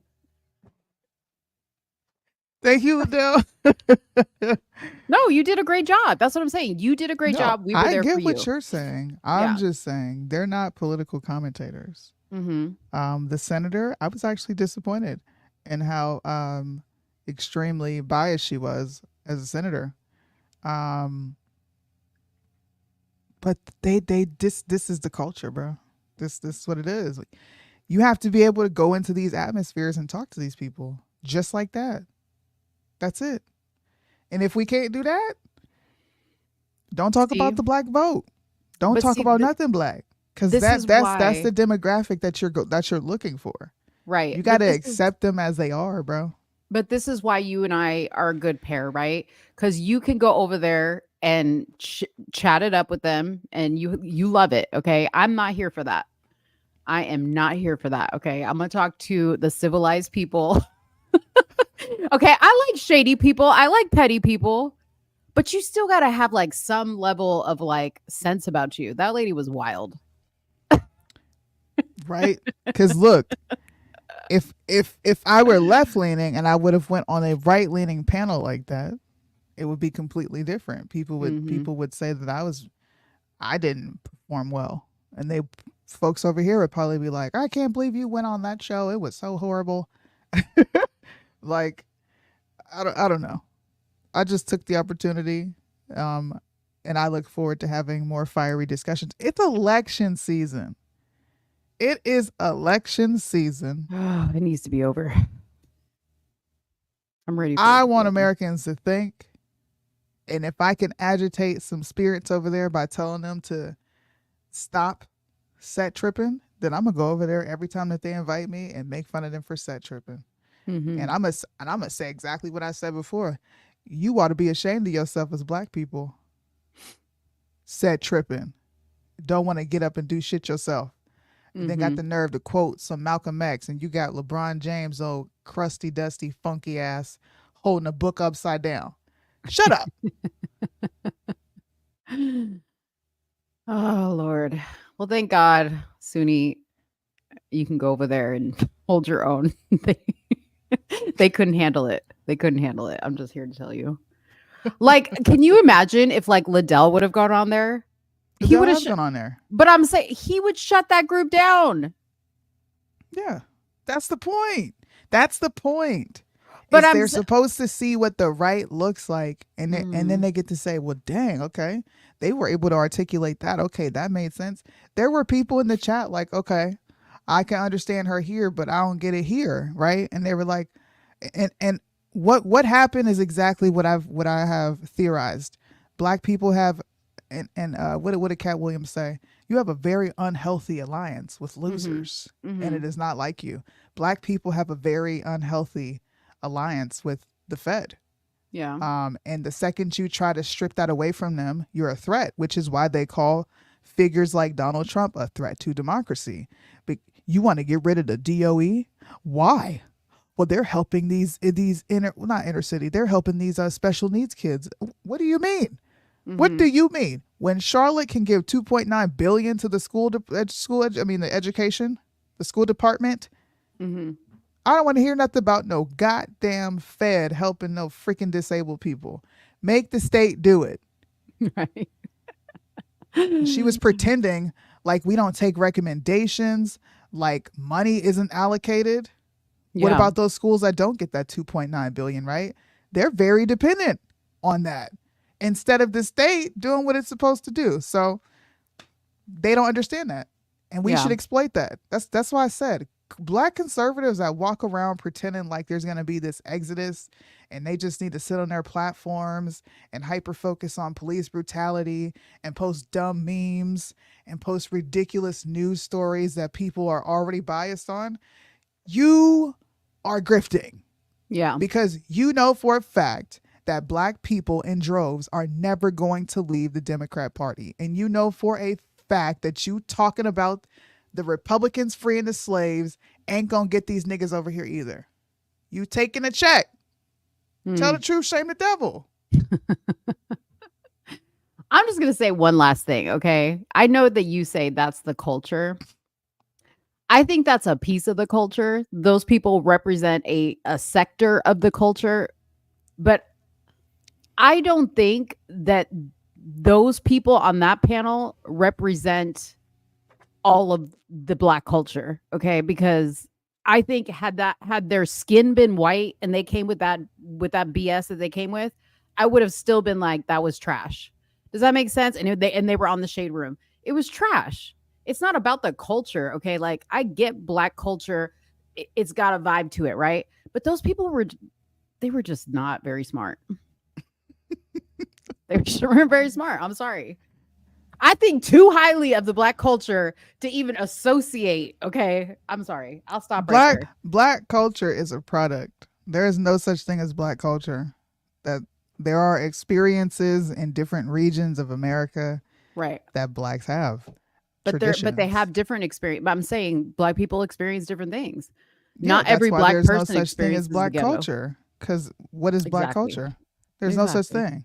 Exactly. I'm But you saying said- it is the culture. I'm saying it is the product, and we okay. understand the product. So we don't need to shun the product. We need to effectively use it. Oh Lord. Well, you go ahead. But that's sweetie. why you're not the personality to go do that. That's exactly why. Because I just could not. I would be like, sis, your dress is cute. Good night. Okay, because I just can't with you. And people think I'm the problematic one. I am so sick of this mischaracterization of me. All right? I'm not the one that chooses violence here, as you can see. I choose violence. Wait, you're over there. See? She chooses Cheryl's over violence. there. I choose. I was ready. I was holding back in the comments because I wanted to say some stuff. All right, what's our first topic? We're already an hour and 33 minutes in, and I got it. All right. I'm well, hungry. Let's talk about McTrump, McMAGA.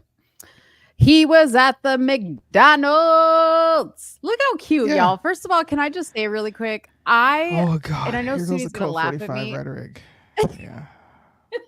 I know Sweetie's gonna laugh at me, okay? But when I saw him like go into the McDonald's and he put on like his little outfit, which I was just like, how like he almost looks like a McDonald's character with his little tie and he's got this little apron on and they like put it on and he was so attentive while the guy was showing him how to make the fries. Why are you talking about him I like he is a child?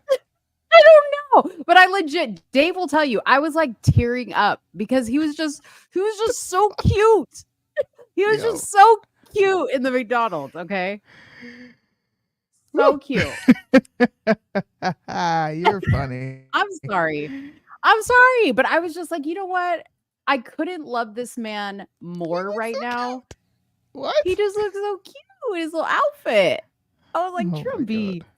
Trumpy. You Anyways. said Trumpy. Yo, this is getting embarrassing. Well, What is so happening? I know. So, okay, so Trump went to the McDonald's. He went to a McDonald's as part of a campaign stop in the battleground state of Pennsylvania, and he visited this particular McDonald's and decided he was going to work. I think it was like 20 minutes. He said, "I'm going there for 20 minutes. If I'm there for 20 minutes, it's 20 minutes longer than Kamala ever worked there." I mean, he threw a little bit of shade, okay, for sure.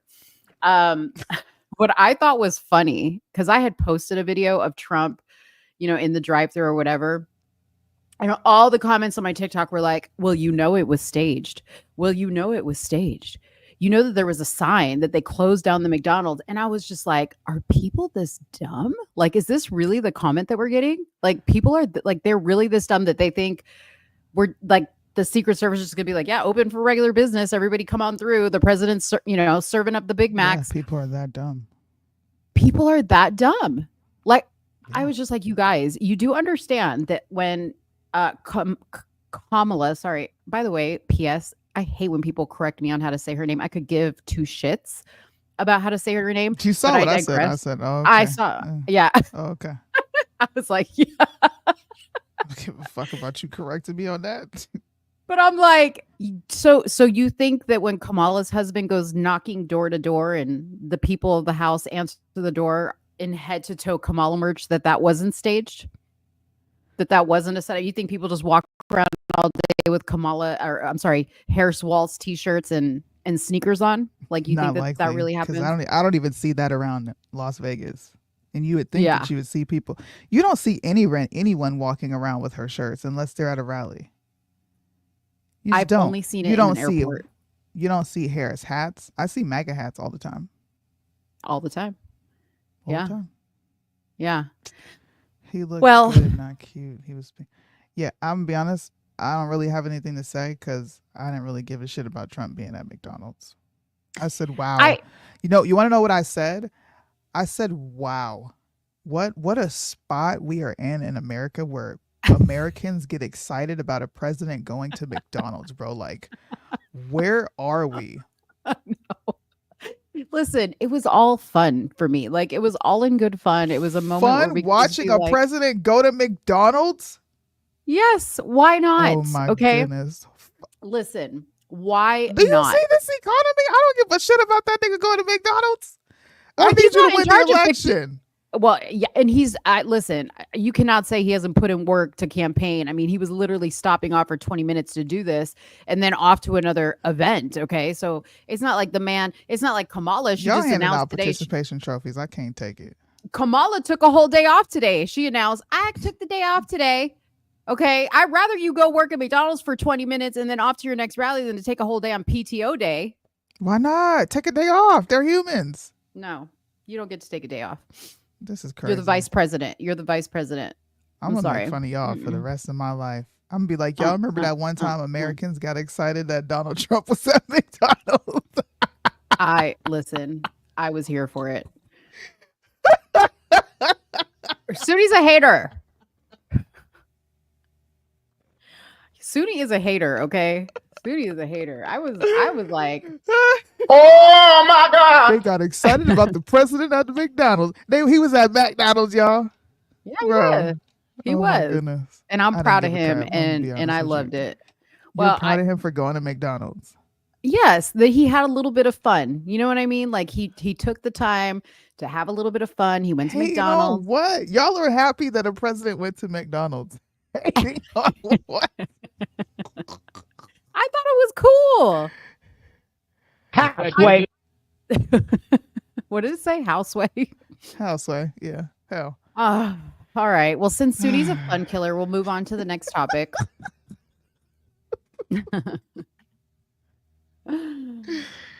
All right. So I'm going to play a clip, but first I'm going to let me just take this down for a second. I'm going to while this loads, I'm going to read to you a little article. Could Trump undermine the vote once again? Harris claims her legal team is prepared. Okay. So I'm going to show you a video of her saying this because Sudi was like, what? When I told her about this. But it says here, former President Donald Trump and his allies have filed hundreds of lawsuits with more to come. They've been filing lawsuits because they've been hitting him with lawsuits, right? So he's hitting them right back. He's seeking to tighten voting rules and disqualify voters. Security experts have gained out how to restore order quickly if unrest at polling locations shuts down voting for hours on end. Election administrators in several states have purchased a panic button for their poll workers to use in the event of violence. Okay.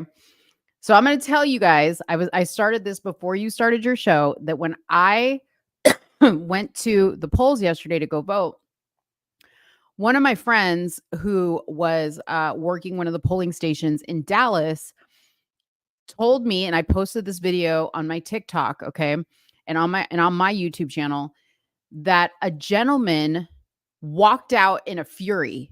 And this lady who got him on video said, "Sir, what's wrong? What's wrong?" And he said, "I went and did my vote," because we vote on machines here in Texas. "I went and did my vote." And then it tells you at the end, "Please confirm your choices." So it'll show you what you voted for.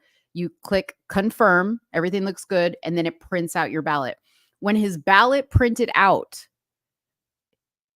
it said that not Trump that he voted for. It said Kamala and I'm sorry, Harris and Walz. Okay. So it switched his vote.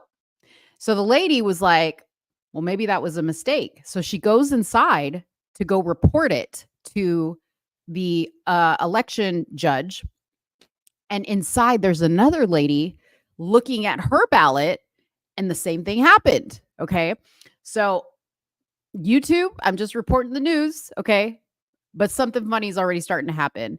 And after this story came out, more and more stories started to come out, in particular in Texas, because we started our early voting yesterday, that people are noticing that their ballots, once they're being printed before they go and put them in the machine, are being changed. Okay. Now, I'm not trying to start nothing, but when I saw this video from Kamala, I thought two things. I thought, well, is she admittedly being an election denier? That is she going to challenge the election results if they're not in her favor? Or is it that she knows there's about to be a ruckus because they're doing some funny stuff? So let me play this video and I'll get your thoughts. There's no sound. There's no sound? No. Okay, hold on.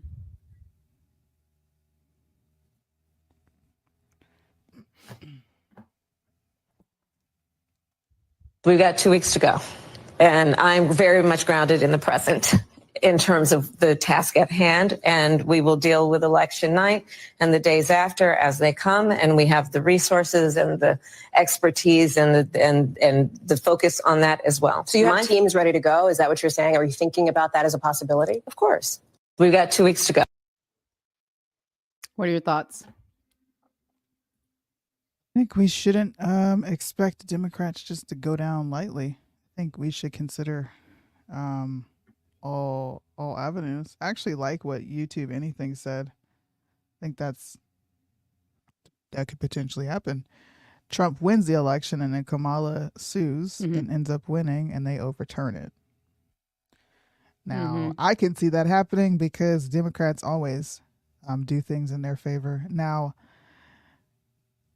would it fall in their favor? I don't know, given they made a whole fuss about January 6th and Trump denying the election. So I don't think Kamala has that avenue at this point, because then it'll look, we get to run all the years of news back and be like, but wait a minute.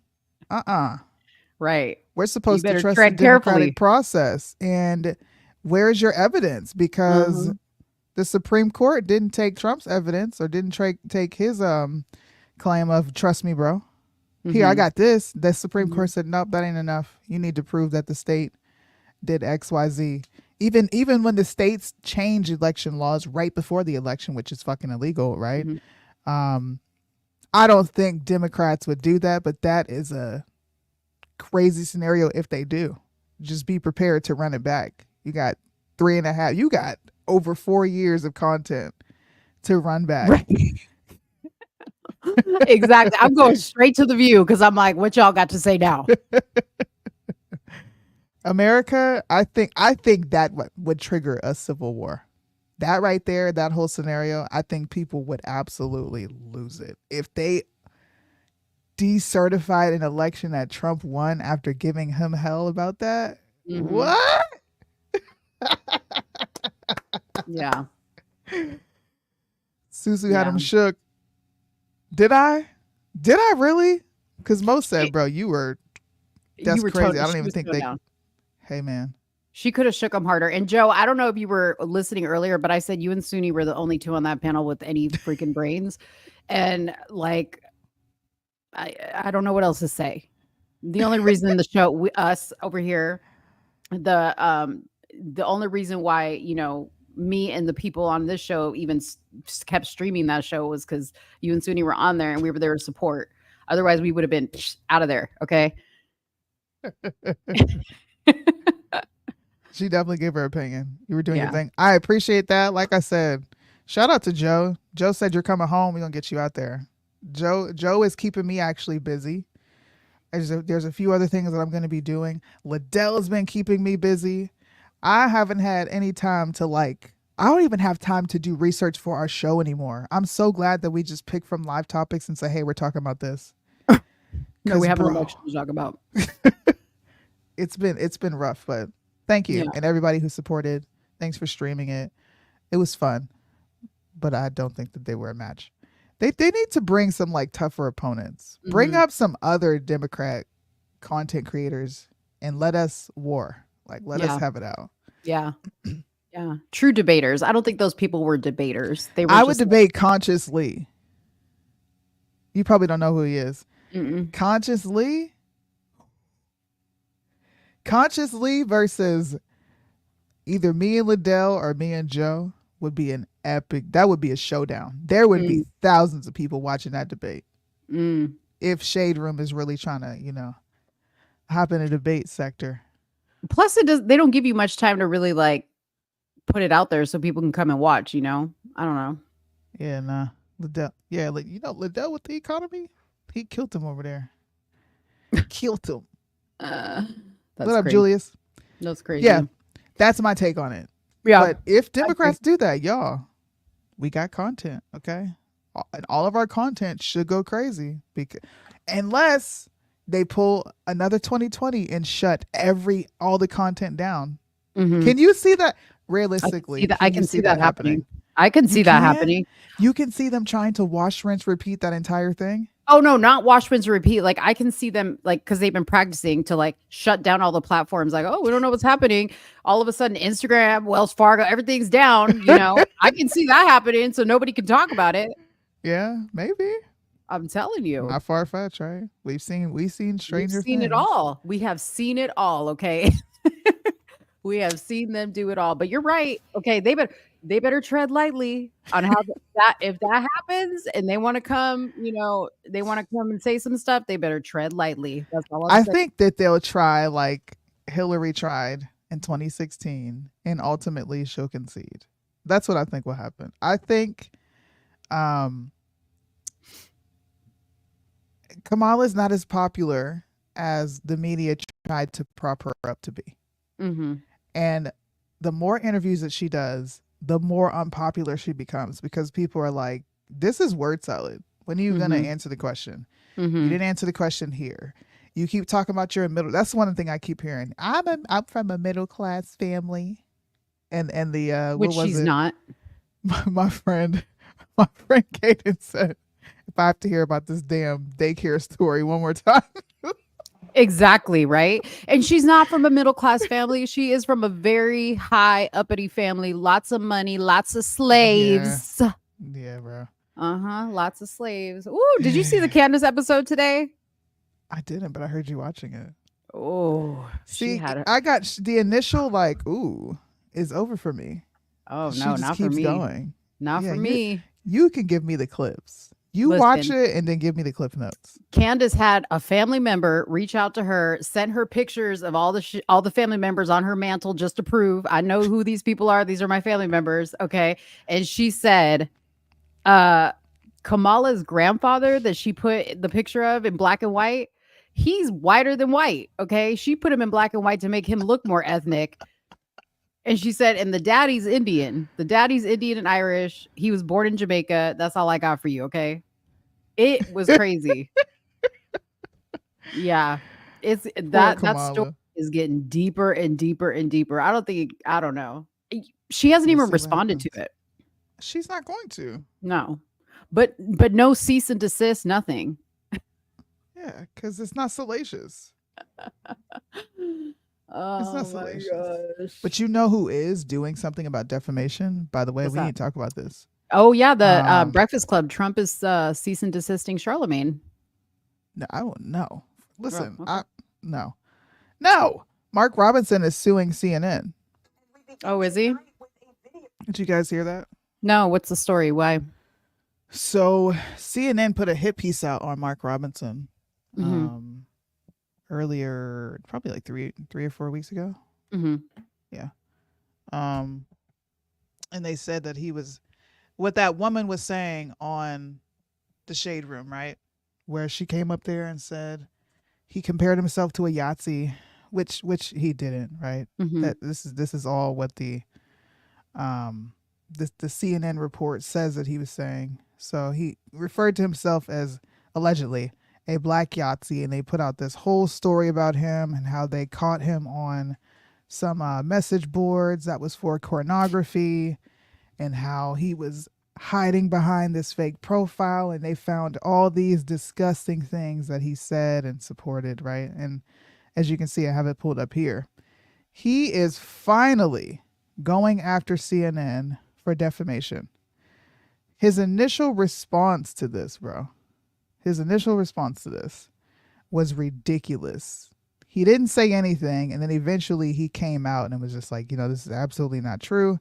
His wife came out and spoke on it, and then I guess here's an update to the case here.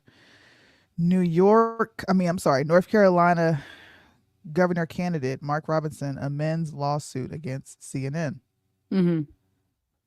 Republican gubernatorial candidate Mark Robinson has adjusted his ongoing defamation lawsuit against CNN, according to court documents recently obtained by Channel 9.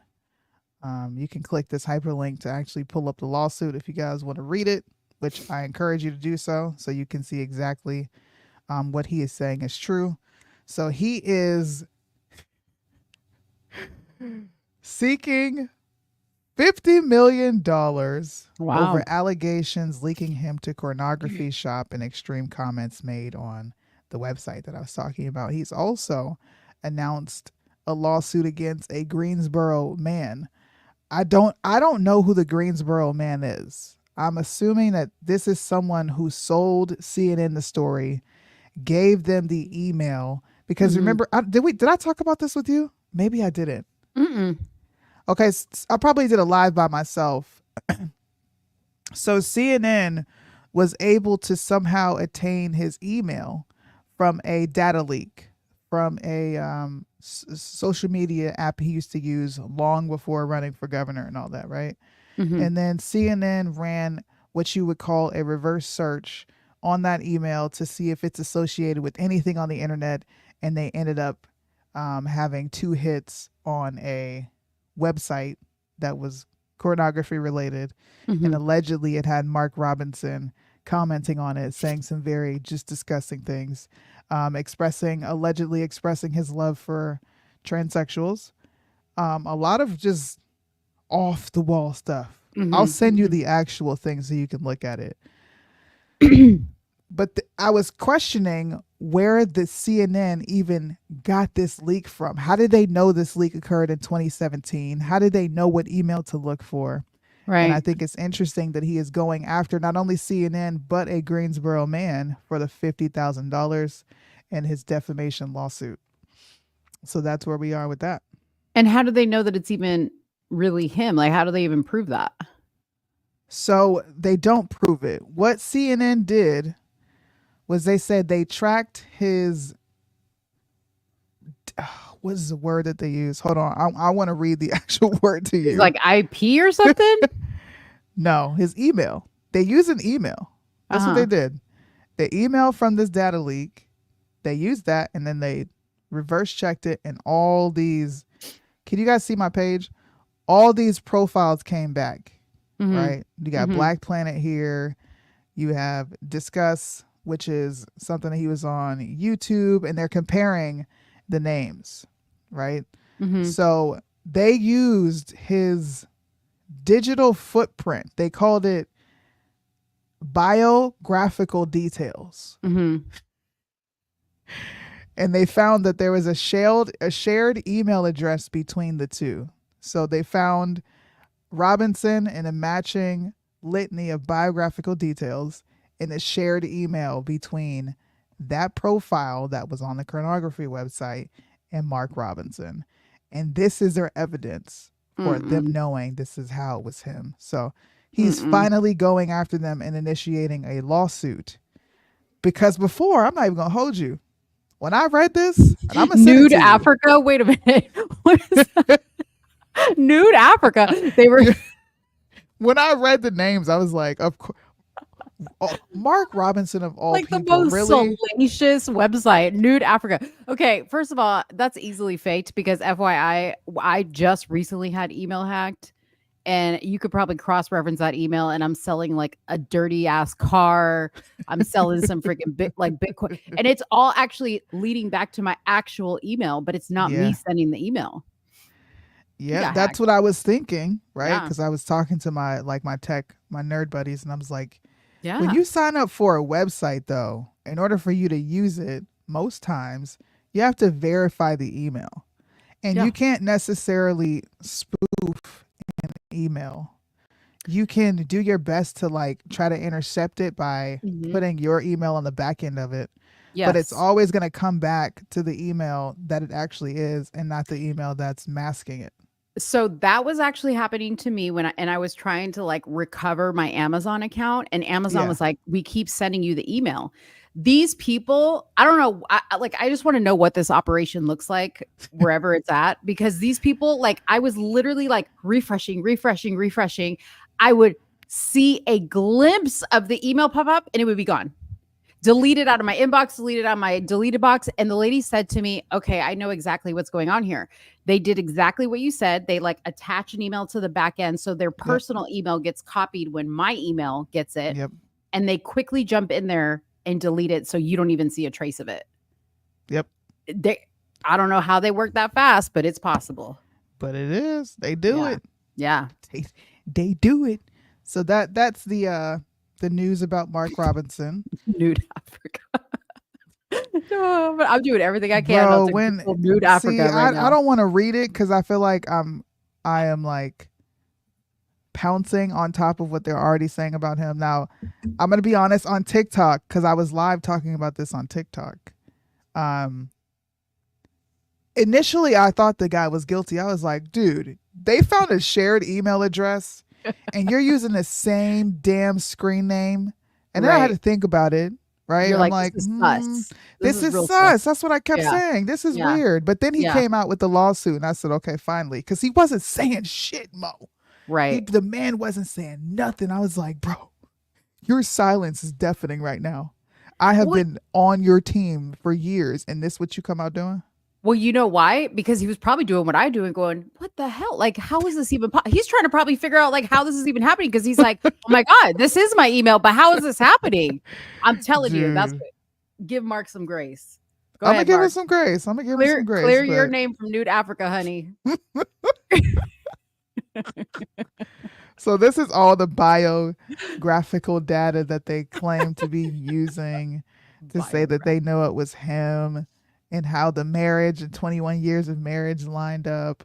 This is literally what they use. Adult Friend Finder, RM Mini Soldier 1-on-1. Okay, not even his full name, just something that is reminiscent to Mark Robinson. And they're saying, well, they're both 56 and they both share the same birthday.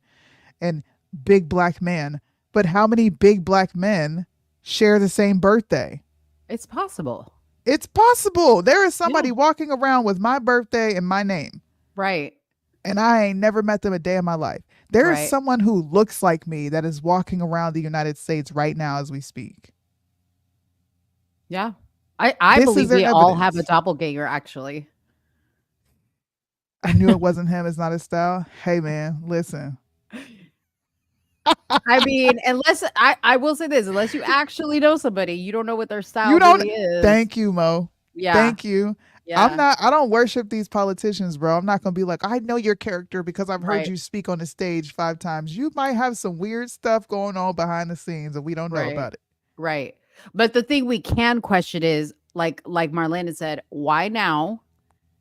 And like all of a sudden they have all this Right before biographical- the election. right before, like the timing, all that stuff that we can question, and we can say, okay, this does seem weird, Yes.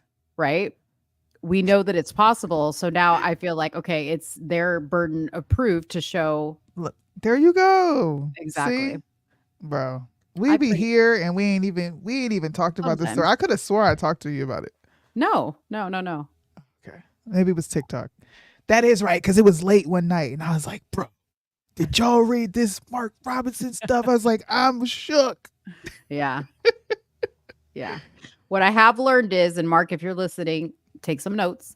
2-factor identification, okay, which means they got to go through 2 ways, Yeah. okay, to identify you. So I've learned that now since getting my shit hacked. She had a boomer moment of thinking that her shit was secure because she put a set of toothpaste on it.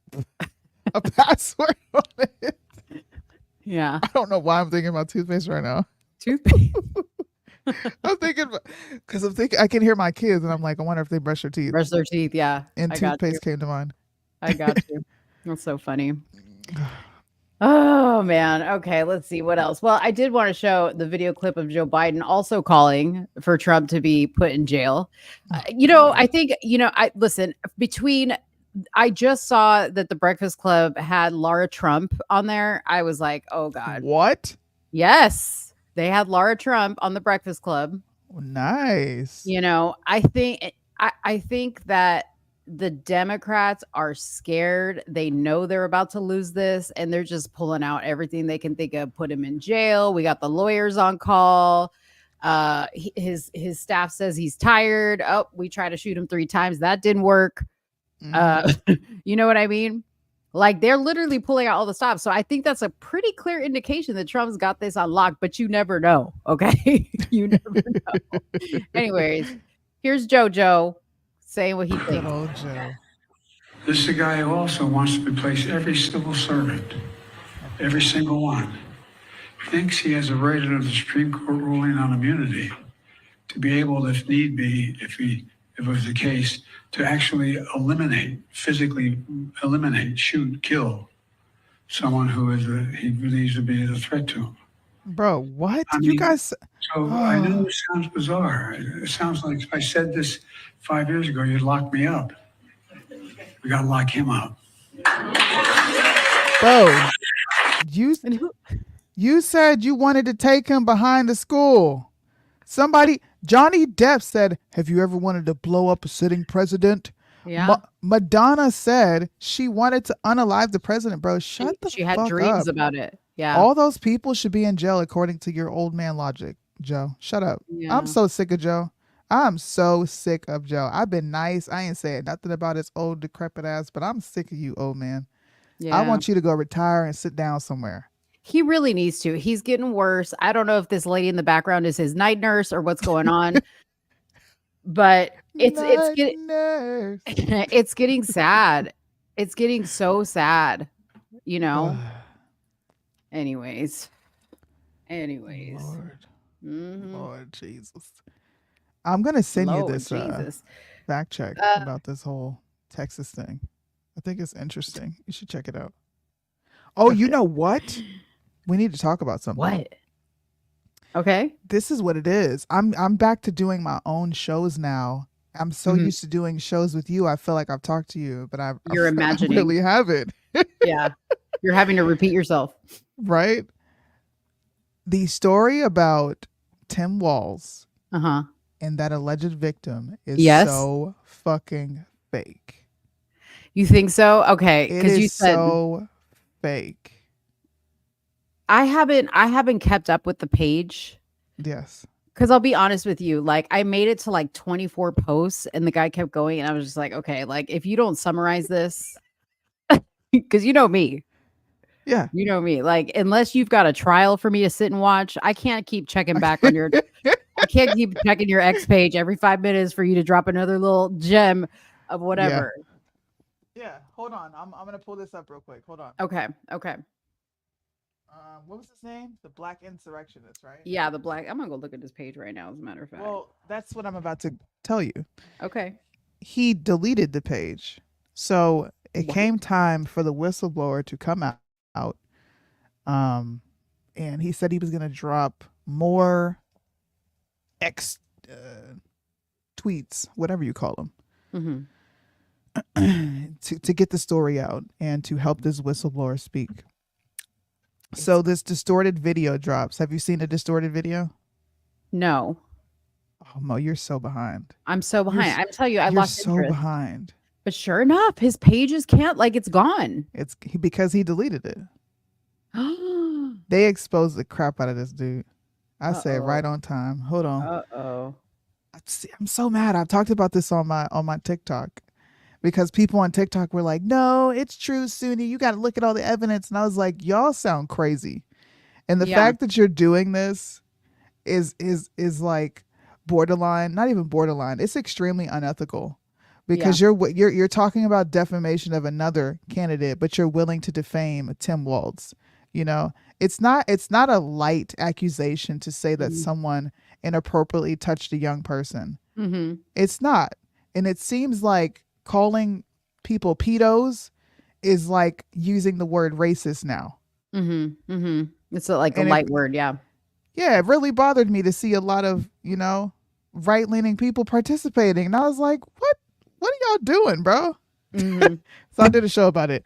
So Black Insurrectionists got together with a lot of other ex-creators and brought them along for the ride, and they ended up exposing him. This guy named, what's his name? He's got long hair. The Black Insurrectionist guy? Nope, not him. Oh, there's Tony. Oh, are you talking about you're not talking about Anomaly, are you? Nope. Okay. Dang. Black Insurrectionist, Tim Walz. Okay.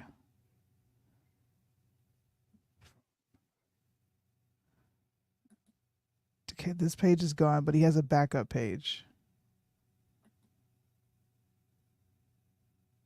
Okay, we're just going to watch this because I can't find the actual page to show you all the shit that he was putting out that was so false. And while this is playing, I'm going to try to find that distorted ass video that they dropped. It came from a Q-Tard page, Mo. Okay. This is when I knew. I already thought the story was fake, but I was like, bro, y'all full of shit. Listen to what this guy has to say.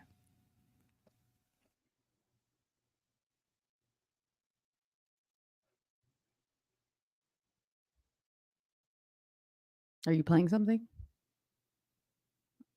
You can't hear that? I don't hear anything. Do you see it? Are you sharing something? I don't even see that you're sharing anything. I thought I did share it. Oh, I'm sorry, y'all. Boomer Okay, moment. can you see it now? Yeah. Oh, So that last guy. week Yeah. Yeah, this yeah, guy. yeah. Uh-huh. So last week there Ian Carroll. was Ian this Carroll. alleged whistleblower thing about Tim Walz that got broken by this account on X called DocNet YouTube. And here's an update to everything. I'm pretty sure it's fully debunked at this point. I'm going to share all of my private DMs with Doc, whose account is now deleted. And we're going to look at what we can all learn about this, both from like the whistleblower standpoint and from the media standpoint. So Doc's profile was deleted yesterday, maybe the day before. And he had made some, shall we say, uncorroborated claims in the past. But last week he broke this story about Tim Walz with alleged evidence that was like emails and stuff that he broke in segments. And I reported on the story to just keep us up to date on what was going on. But I should not have parroted the actual allegations. Like I shouldn't have shared the actual screenshots of the emails without any kind of corroboration. Next time, learning from that. So my bad, team. The internet did a great job of sort of debunking those emails.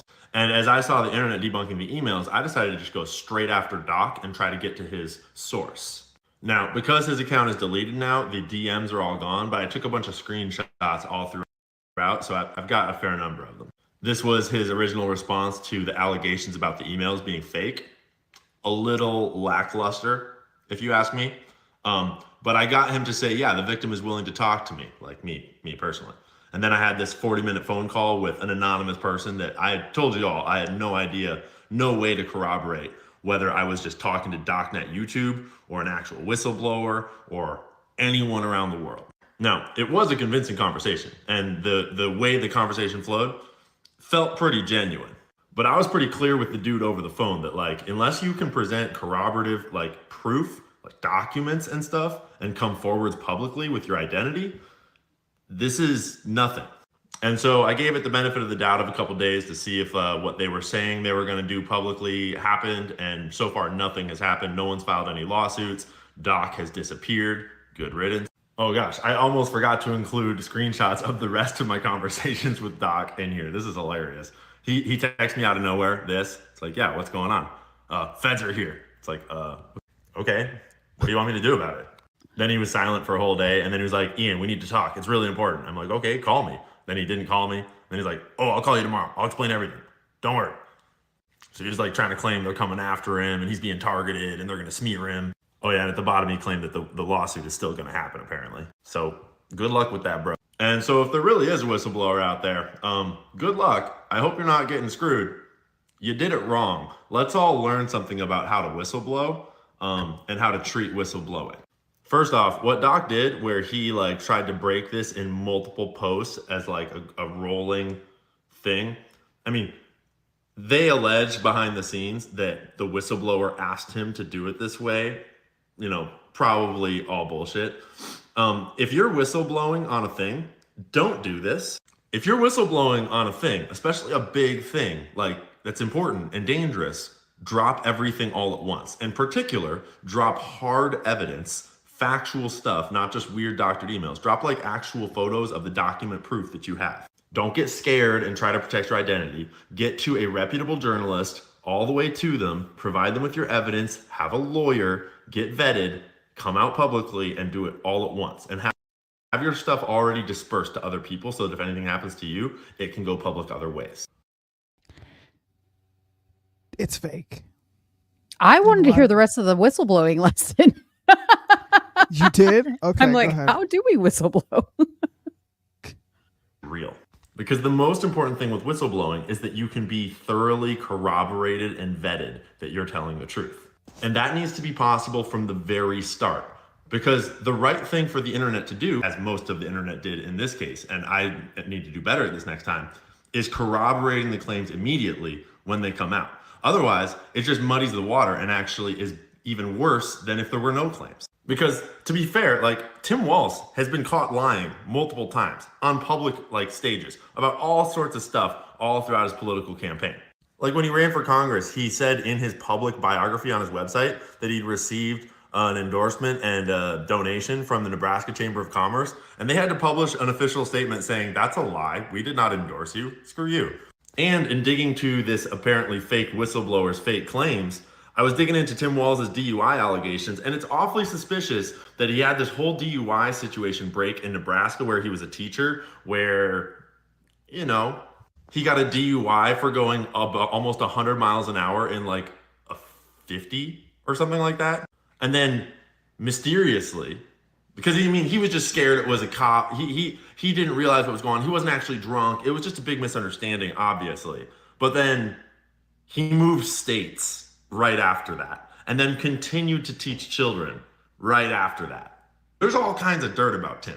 No one needs to go making up fake claims to smear Tim Walz. All you need to do is watch the debate between him and JD Vance. So if there are any whistleblowers out there with any information on Tim or on anyone else, good luck, be careful, do it right.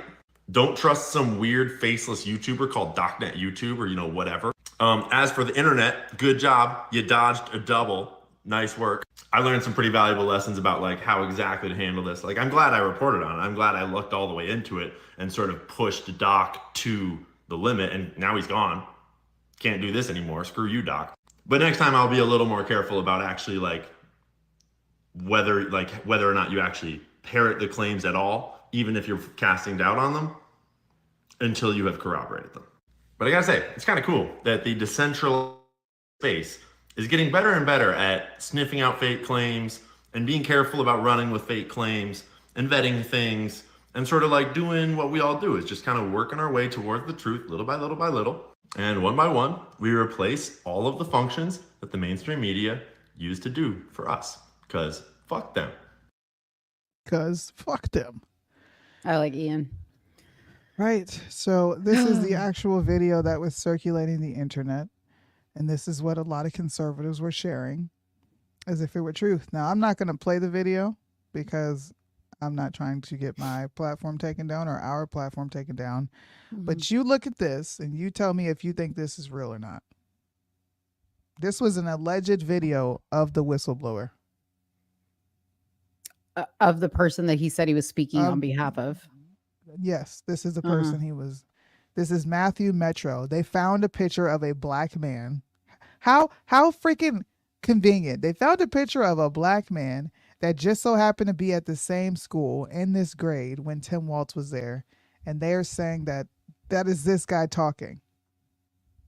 This is AI generated. Oh, is it? I can't tell from if here. I were to can't play tell. the audio, I'll send you the clip. If I were to play that audio and you looked at the lips of that person, number one, the blinking is unnatural. Two, the face dimensions are off. Okay. His face is not proportionate. His nose is massive. His eyes aren't set. It's fake.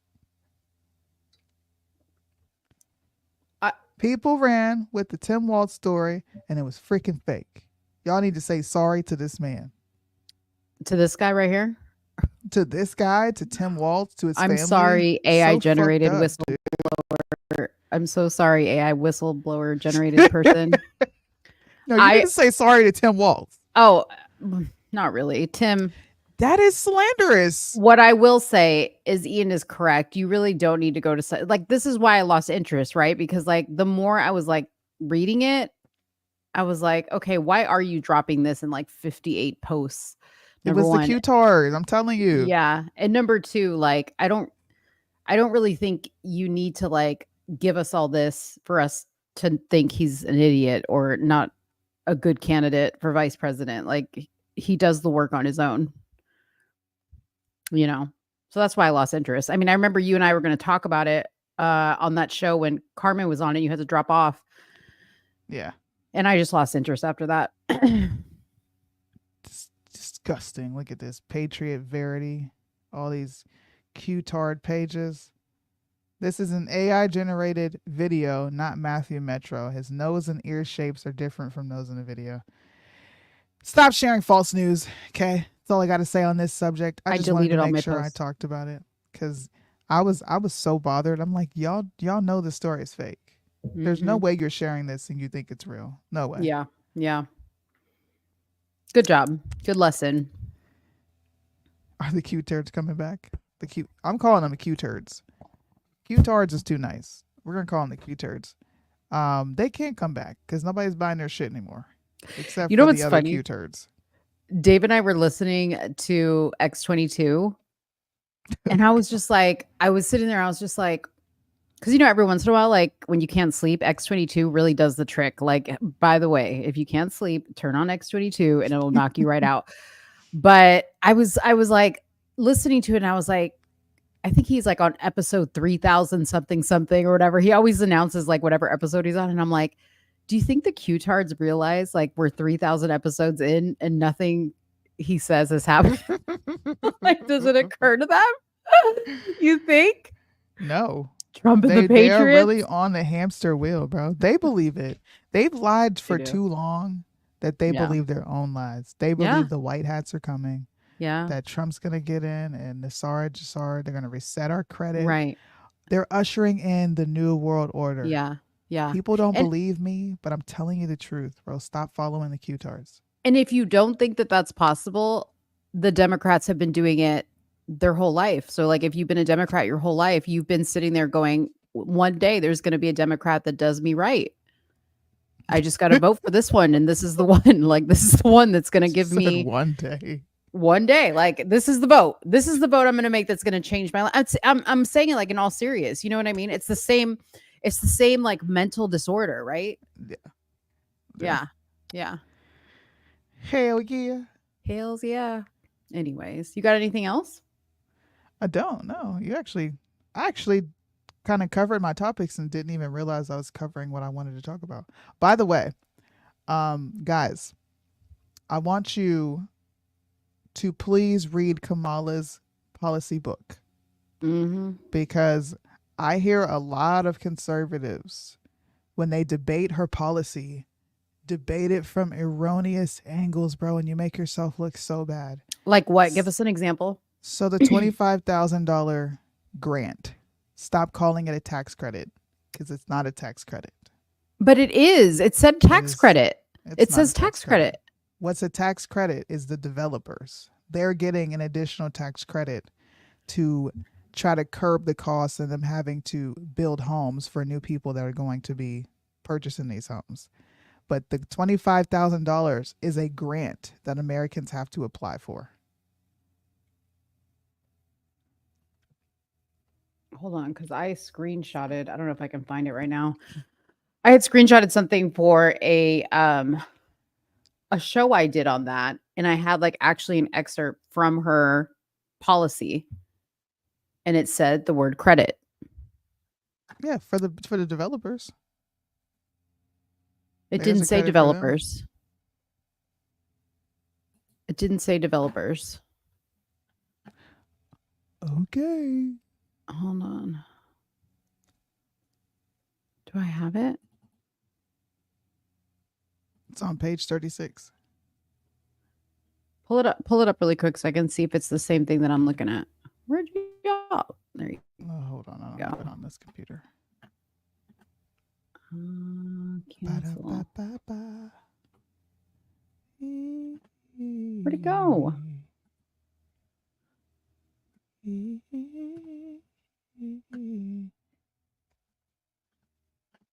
Here, you can pull it up and I'll pull it up. It's on page 36.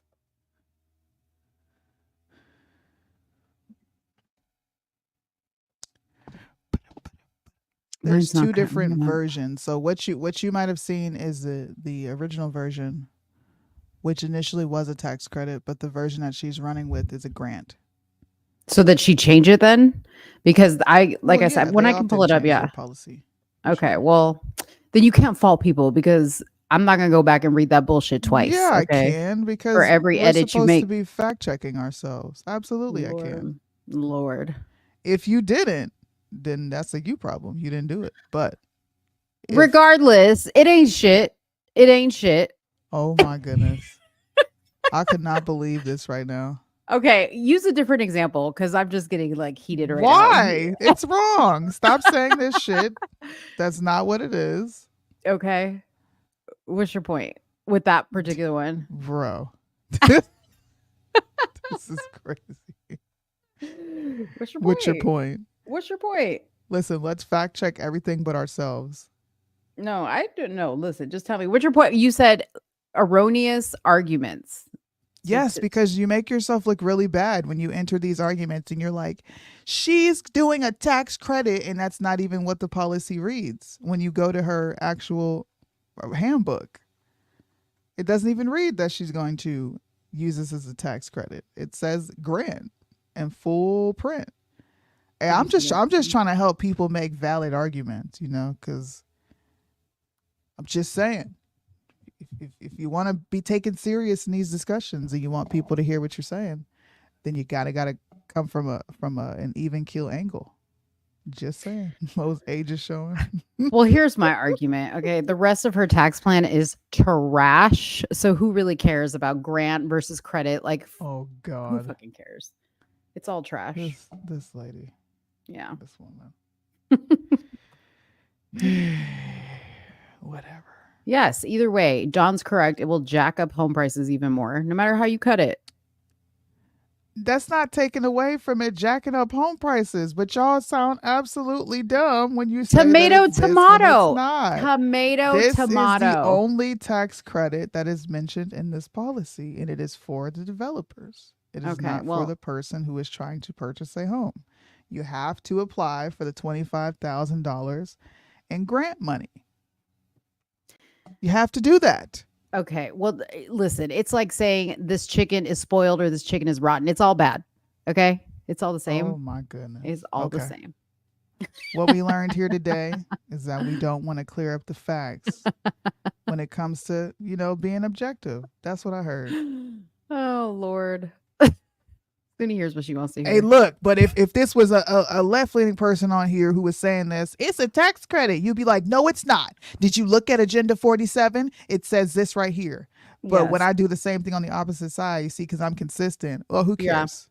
Whatever, Well, it's all no, it's bad. not that. It's just that, okay, let's don't- just say you this. expose yourself. It's If too late. you clarifying credit versus grant is going to change things for me or just for the other voter, yeah, let's clarify. It could Let's talk change about it. things for the person who's voting for her because, so now I have to apply for a grant. So that means that I don't automatically get access to this. And you're actually not trying to help me. You're putting things behind a paywall. Right. It helps Well- when you're able to expound in these conversations. Then regardless of what word I use, I think I argue it like this. Listen, a credit is not you got to have the money. Okay, up front. That's point blank. You got to have the money. It ain't for you. You got to go and do shit up front. It's the See? same. Okay? You can't talk to nobody like that. It don't matter. You gotta have the shit up front. They're gonna be like, bro, Right. what? That's the Huh? listen. I'm talking to the average person. It don't matter. It Tell ain't them gonna about the help hidden you. costs. Tell It them ain't about the hidden going costs. to help you is what you need Tell to them know. why. Why is it not gonna help them? What the 25,000? Yes. Well, first you got to be approved for it. Okay, That's- number one. What? Tell me how it's not gonna help them. Have you gone to buy a house lately? See, look, she's 25,000. First of all, the 25,000 is the maximum. Okay, 10,000 is if you are approved. So it's like first generation home buyers is what it says. So 25,000 is for if you are a first generation home buyer. Okay, how many people live in the United States are going to be a first generation home buyer? Not very many. You know who's going to be? The freaking illegals. That's who's going to be the first generation home buyers. Yeah, I'm telling you. That's another thing that's not listed in here. It is. That's what I'm saying. It's I not. literally took screenshots You did and not put them. read this. There's no I way you read did. this. No, you didn't. If you I read this, did. you would not be saying what you're saying right now. There's Nope. no way you read this and you just said what you just said. I said There's what not. I said. I said what I said. Oh wait, here it is, right here. Look, hold on. Jesus. This is what I screenshotted. First time home buyers. Where are you getting this generation thing from? Hold on. Now I can't tell you what page this falls on because I just have a screenshot of it. Okay, I have a screenshot of it, but I'm going to show it to you. Hold on. Okay. Of course, she takes my. As more new homes are built and affordable housing supply increases, Vice President Harris will provide first-time home buyers with up to $25,000 to help with their down payments, with more generous support for first-generation home buyers. And why does that not encompass Americans? You're acting It like does, every but American. it does encompass. Hold on. Some Americans that What do you mean qualify for some? The this. majority of Americans don't own shit, and neither do their families. I wouldn't qualify as a first-generation home buyer. sir, My ma'am, children wouldn't ma'am, qualify as a first-generation ma'am, home buyer. This is dishonest. You just destroyed your entire argument Okay, tell me how. because you use this anecdotal crap. Well, it didn't happen to me. No, You're I'm not just every saying. American. I'm just saying most people that live in the United States, they are not the first generation in their to buy a Oh, home. you tripping. They're You not. tripping. You They're tripping. not. How I'm many sorry- no, people I'm in not America tripping. own homes? I don't know the numbers soon. I don't have them pulled up right now. I'm just saying the majority of the people that How will can you say benefit from this, majority? because we have let in thousands of illegals. Okay, they will be first generation home buyers in this country. How are they going to get approved for a loan? How are they going to vote? How You are they just getting moved to go- how are they getting Nope. license plates? Nope. Come How, on back how are here. they getting licenses? How are they going to get approved for a loan? The same way they're getting what they're getting now. Documents from the federal government, money, you have to have housing, a birth certificate. health You have- insurance. I'm telling you, they're going to create some special immigrant home buying program. Don't sleep on it. Don't sleep on it. I'm telling you. We're gonna come back. We're gonna run this tape back. No, we're not. We're gonna run this We're tape not. back. We're not, because we're she's not gonna talking make about it. a significant portion of Americans that don't own homes, and they would absolutely be first generation home buyers. And you just acknowledge that yourself. Can we pull up some? You're the queen of stats. Can we pull up some stats just so we can look at it? Now I gotta pull up stats for your argument. No. You said my argument was I don't think a lot will be first generation, but you're saying you're wrong. So let's look and see how many people are first generation home buyers and how many versus how many people exist in the United States. First generation.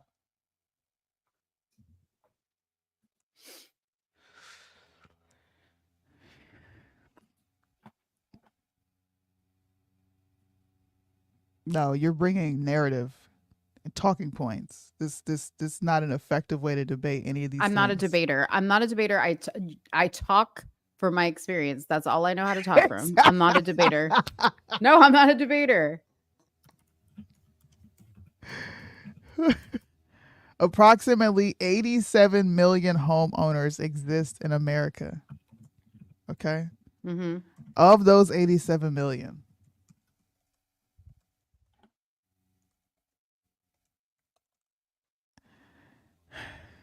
It says here, according to the National Association of Realtors, in 2023, 32% of home buyers were first-time home buyers, meaning they were considered first generation in terms of ownership. Mhm. Okay. 73% of those homeowners are white. 14% are Mexican. I didn't ask about or their race. Hispanic. 7%. I'm actually proving my point. 7% are black and 6% are Asian. That is of that 87 million. What about the other 200 and something million Americans that exist in this country? Why wouldn't, and I'm not saying that the piece of legislation is good. What I'm questioning is how we get to illegals and completely eliminate completely financially illiterate Americans that are absolutely going to be able to go get these loans and fuck shit up. No, they're not, because the Americans can't afford anything. Illegals are getting a $5,000 to $6,000 direct deposit every month in their little government assistance card or whatever that is. I'm sorry, to even question this is crazy, because this is the party of give everything to everybody else outside of the USA. Okay, bring in all these illegals and give them That's preferential Republicans treatment. too. Give them all this preferential treatment. So I can guarantee you, without looking at anything, that this bitch's policy is to benefit everybody fucking else except for us. And you could take that to the bank. bank. Realize Republicans do the exact same thing that you just said Democrats do. I'm sure they do, but we're not talking about Republicans. We're talking about two candidates, Trump and Kamala, and comparing their tax plans. So I don't give a if her thing says credit or whatever it says is garbage. Okay. Garbage. She's garbage. Her plan is garbage. Her verbiage is garbage. She needs to. Listen, you're not a debater. We'll leave it at I'm that. not. I never said I was. This is MAGA. This is Cult 45 coming out. I do know. No, because I'm not being defending Trump. objective. You're not quite understanding my argument. You can't say I'm Cult 45. I didn't even say Trump. I didn't say, well, Trump has this. I didn't say that. We're talking about the verbiage You don't have to in mention her Trump. trash plan. Okay. We know it's trash. All I'm saying is I don't care if it says credit. Why? Why don't we want to be honest? Because it doesn't matter. But it would matter if it was Trump. No, it doesn't. Because either way, the voter needs to know that either way, they ain't going to benefit from it. That's what they need to know. So you don't spend time correcting the lies that the left puts out about Trump's legislation? Come on now. Of course I do. So then it does matter. No, if it were to change the outcome, it doesn't matter. You see what I'm saying? It's still No. trash. I'm telling you. Listen, her whole tax plan is trash. It ain't gonna benefit nobody. I think we can all at least agree on that. I don't care about the wording. I don't care. Okay, I does not care. I don't. Next show, I'm coming on here in a leopard dress. And you're gonna sound just like those women that were up there talking ignorant as shit. No, but I'm much more entertaining. They were boring. This is crazy. We need to correct the details when it's Trump. At least we gave the people some spiciness. But when it's Kamala, oh, who cares? Yeah, really. I mean, really, No, she's so I don't operate that way. She's so insignificant. If she's so insignificant, then it shouldn't matter for you to say, you know what? Okay, I got it.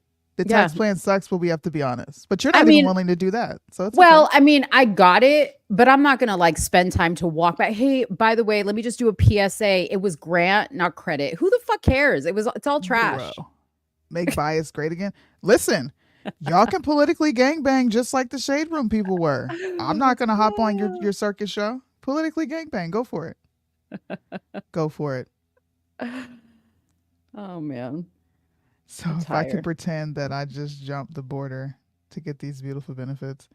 Listen, I think a lot of Americans oversimplify what is happening. And I think a lot of Americans are copying their daddy. You your daddy's son. All right. You your daddy's daughter.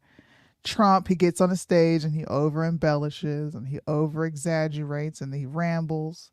And then we get into narrative building and we get into this, that, and the third. And we have politics. We have political commentary. Mm-hmm. I don't want to participate because I think it's fucked up. I think it's messed up. I do.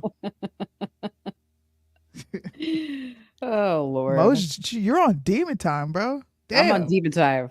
I came for blood. My husband got to me. He said, "Hey, just relax. No, don't get emotional." He had a whole pep talk with me. Oh, before your debate? Yeah. So I think I'm still in that like Zen mode of like, bro, what? Dude, you were too like I know you were like, oh, you know, I'm not gonna give them what they want to see, but I was like, bring it. Get messy, get petty. Like people wanted to see the Sunni that they're used to seeing. Yeah, and Sunni will act like that on her profile when those people come over here. But when Sunni goes to someone else's space, I'm not about to act a fool. Why y'all want me to fit the stereotype so bad? No, you just didn't have because to I'm black, I gotta go over there and cut up. No. The stereotype would have been to act ignorant. You could have really said, y'all don't know what you're talking about. Let me hit you with some game real quick. That's how you could have, you know, shown them. But like, I get what you were trying to do. I'm just saying. I'm just trying to say. I'm about to give him your email. You go on there. I want to see what you do on the Shade Room. Delete. Delete. Am I voting? Unfortunately, yeah. I wasn't gonna vote, but I feel compelled to vote.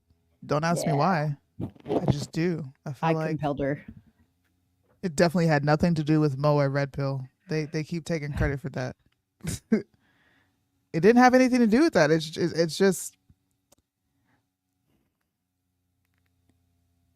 they're trying to like unalive this dude. They're like literally labeling this dude like a threat to democracy, bro. They have made him adjacent to Schmittler, bro. Just think about it. What is it about this dude that you are so afraid of that you have gone after him nonstop for over 8 years? An inquisitive mind like me, I'm like, what you got going on over there? Because it ain't stopped. What you got going on over there? Why they don't want you here so bad? Right. That's how my mind works. Like, right. I might, let me see what you got going on, because they are really trying to get you up out of here. And I'm not saying I don't believe Trump's the savior. I don't believe Trump's going to come in and fix America. I don't think Trump's going to come in and drain the swamp, if I'm being quite honest. I think Trump buys us time. if you understand, like I understand, you're into geopolitics, you understand all that nerdy shit, you know that he only buys his time for the ultimate Yeah. until the ultimate goal. But I hope he spends his time being a kingmaker. I hope that they end up being like the Kennedys, and they make their dent in politics. And if it's for 15 years, if it's only for a short amount of time, and it buys Americans the opportunity to be able to compete, why not vote for that? Why not? The guy, we don't align morally, but I didn't align morally with him in 2016. I didn't align morally with him in 2020. So why I felt like I was kind of doing a bit of a virtue signal, although I meant exactly what I was saying. It wasn't fake. That was those were my authentic thoughts. You can ask people in person that know me. Soon as you voting, nope. Nope. I don't like this. I don't fuck with that. Nope, I don't like that. But with all that, I was just like, what you got going on over here, pimp? Yeah. I know you like Israel, but you got something going on over here.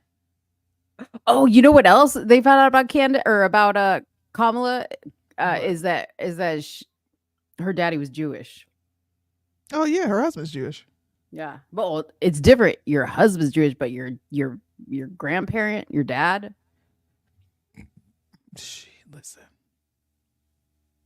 Kamala is Kamala. Kamala's a shapeshifter. That's what Kamala is. Yeah. She is whatever she needs to be whenever she needs to be it. She's Hispanic when she needs to be Hispanic. She's Jamaican when she needs to be. She Black, washing greens in a bathtub. She's white when she needs to be, and she's offering Tim Walz cantaloupe. Yeah. I don't think she's gonna win. I think Trump's got it in the bag. And I think Democrats are preparing for a defeat. And what people really should be paying attention to is the congressional race. Yeah. Because that red mist that y'all wanted to call a red wave, you better hope it don't happen again. Right. Because if they have it their way, Trump's gonna have a lame duck presidency, and you can kiss all the bullshit you've been talking bye-bye. So I hope people really go out and participate and vote, because he could win and still not be able to do anything if he doesn't have Congress on his side. Yeah. Yes, ma'am. Have you seen Kamala pandering to the Asian community? Oh yeah, I saw that video. She did a China. That lady? No. There was. I think. Give me money. I think what he's talking about is there was like a TikToker that she was just like, if Kamala were to pander to the Vietnamese community, it would sound like this, and it was like, honey, why you no like, like she was talking like Vietnamese. Like I remember what it was, but it was so funny. Hurry up and buy. Honey. Yo, y'all ever seen that movie? Don't be a menace to society in the hood while drinking your Kool-Aid. Hurry up and buy. Give me money. That was so funny. Oh God. Yeah. Oh, I'm blurry. It's Tuesday, y'all. I have fun on Tuesdays. I'm tired. I'm actually tired too. It's 8:30. 9 o'clock is usually my bedtime. I'd be in there nodding away. Yeah. Can I share before we go? Can I please share my trauma with you all? Sure. I need to vent. Okay. So, have you ever just been sleeping so comfortably, and then all of a sudden it's like a train wreck just disrupts you from your sleep, and you wake up and you're kind of like, bro, what the fuck is going on? You ever woke up that way? Just abruptly woke up and you're like, yeah. Okay. So I woke up and the room was just loud. Okay. And the room has been loud for the past couple weeks now, y'all. Okay. Real quick, I'm not gonna What? say, but I thought you were gonna tell me a different, like the story that you and I talked about privately. No, I was what the like, fuck? wait, well, because that's where it was leading when you were like abruptly woke up. I was like, what is going on right now? Y'all don't know what we're No. talking about, but I was like, what, Sudi? No. Okay. I'm not you. No. I'm not ever gonna get on here and share shit like that. Okay. Anyways, that just made me think of that whole thing again. I know. It's been loud for the past couple weeks. And I have just kind of reached the end. I'm tired. Mm-hmm. Okay. Who is that? Close the door. I'll be in there in a minute.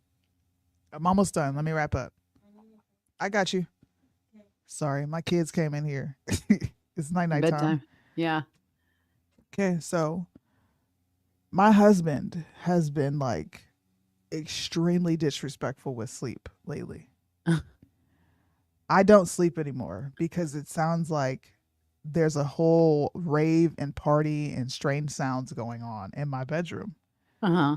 And they're new sounds. I'm like, we moved back here and you got 10 times worse. Normally I can sleep through the snoring. Okay? I can sleep through it. I'll put on. So is he snoring? Is that what's happening? Bro, it sounds like a train coming through my fucking bedroom. Yeah. Like, it's got to be like the change in altitude. Bro, it Yeah. is driving me fucking mad. I go to bed early just so I can get a couple hours because Yeah. I'm not going to sleep the rest of the night. Yeah. Plus, you were in a more humid climate before. Now Yes. you're in a drier climate. What I would suggest you do is get a humidifier for your bedroom. It'll take care of it. He does have sleep apnea and he does use a sleep apnea machine. Mhm. But dog, I've been waking up like It's I'm terrible. just I'm tired. I want to go downstairs. I went Yeah. downstairs. I was like a little child. You know when kids are scared and they get out of bed and they grab their pillow and blanket. Yeah. I Dang, grabbed my not pillow and bad. blanket and went downstairs to the couch. Girl, once I'm asleep, I sleep through anything. Thank God. I 'Cause can't. that would I'm just such bother a me. light sleeper.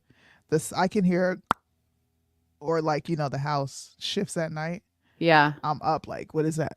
And then I go back to See, sleep. I'm only a light, even though my kids are adults, I'm only a light sleeper when it comes to my kids. You know, like if they're out and they come in the Yeah. door, or You they can go hear that? downstairs. Oh yeah. My mommy senses. Is that what that is? Because I hear Mhm. everything. Oh yeah. Yep. Get a box fan, girl. I said this to him this morning. I said, I think I'm gonna charge my wireless headphones tonight because I'm just tired. Yeah. Aw. And he's like, I'm sorry, bro. It Dang. is so bad. I needed Does it, he man. I'm stop sorry. if you like tell him to move scoot over or The turn? first time this happened, Mhm. okay, I was like, babe. And he's just like out. I thought he was dead, bro. I was like, oh my God. No, this is not real. And I finally just got up and was like, babe. And like hit the bed and he was like, what? I was like, can you please just turn over and face the other way? Because I can't Yeah. sleep. Oh, he's like all in your face, blowing in your It's face. fucking horrific. Oh my gosh. You should record it. So I No, can he'd just be mad for at me. No, just for me so I can hear it. Not for the show. I Oh just my want to hear it. God. I love listening to people snore just because I think it's funny how people snore.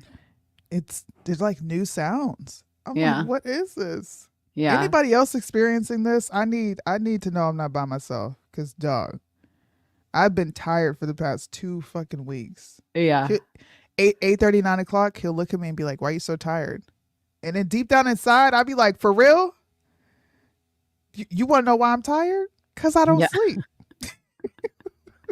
Dude, okay. The only thing, okay, I said my kids, but like if I were to hear somebody like sleeping, I'm talking in their sleep, I'm so nosy that the first thing, listen, my nosy ass, the first thing my eye open, I'm like, ooh, what tea are they gonna drop? Because I'm always thinking like if somebody's talking in their sleep, they're gonna say something and I'm gonna be like, what? Yeah, that's how nosy I That am. does sound. So nosy. Yeah, but you can't understand what they're saying because my husband talks in his sleep. Sometimes I'll Yeah. sit up and listen, but Yeah. it's so incoherent. It's not really. Yeah. They're not saying anything. Yeah. Dave will just be like, he's like, it sounds like he's getting like held down or something, like or tortured. But then I'm like, are you about to cry? Like, what's going on? Like, I'm just waiting on something. I'm like, what is going on? Like, I'm trying to like the scenario in my head. Like, I'm trying Yeah. to like get a picture in my head of what they're dreaming about. I'm so nosy. So nosy. No, it's usually he's usually like Jaden, or he's trying to get on one of the kids. I'm like, dang, bro, they sleep and you sleep. Leave them alone. Wait, do any of your kids sleepwalk? My son, he doesn't do it often, but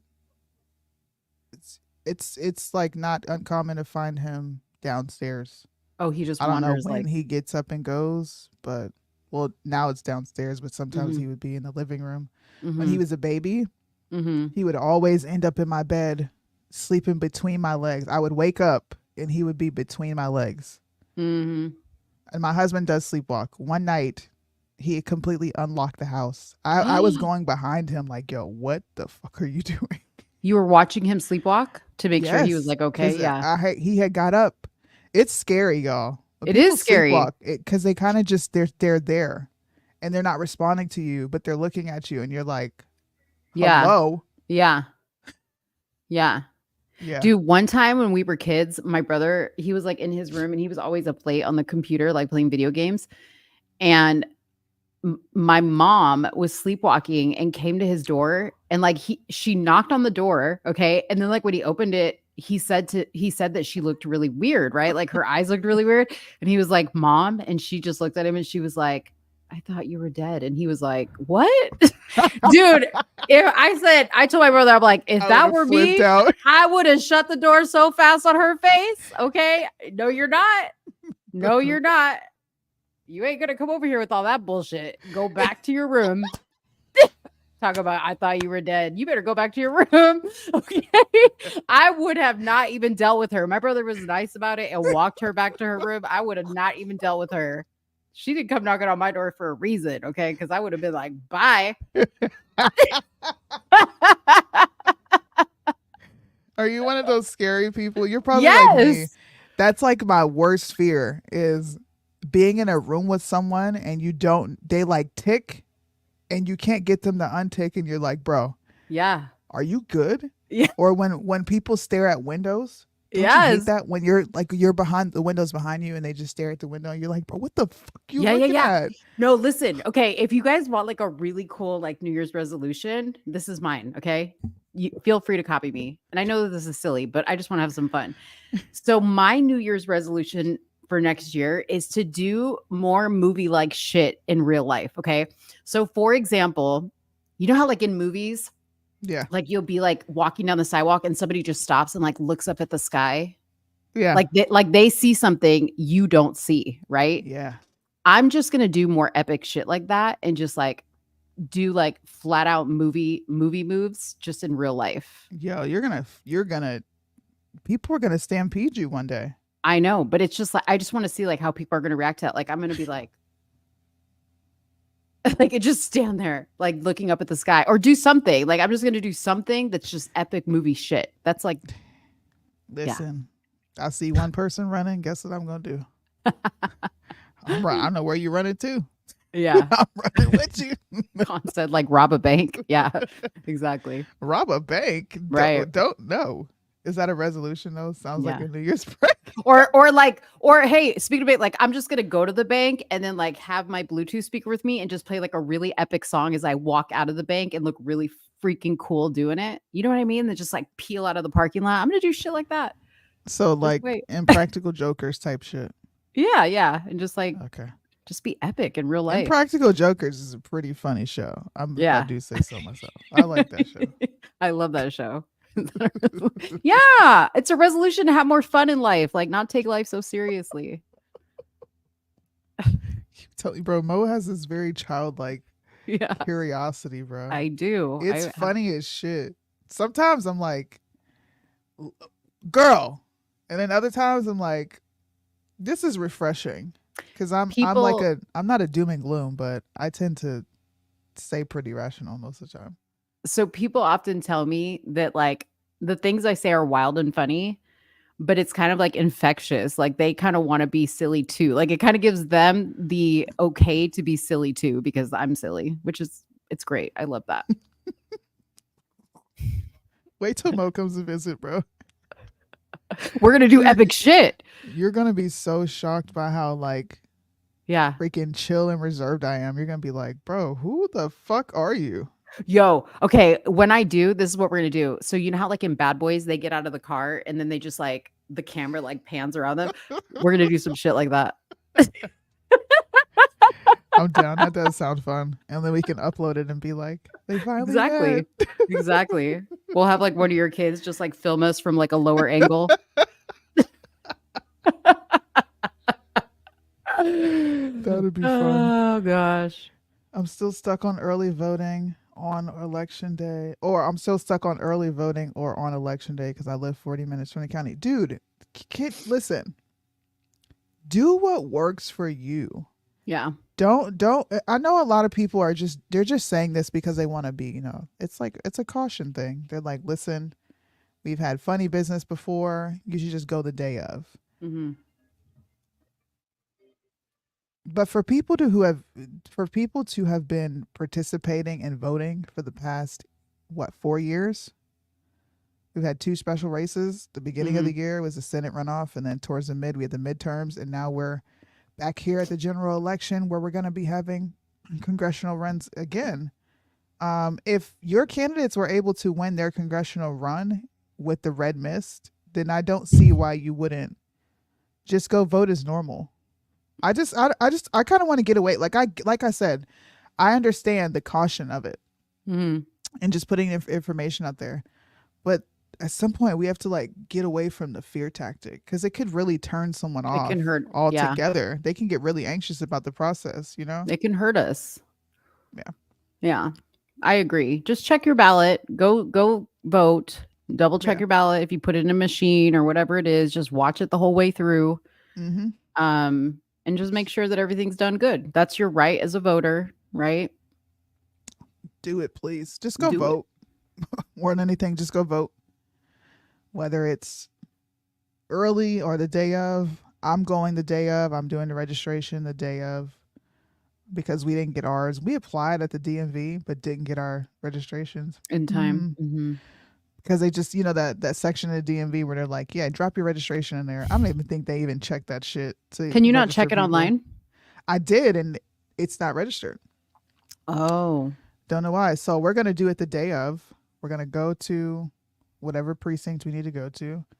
Go vote. Of course, I'll take a picture of my ballot so people can see what it's like in Clark County.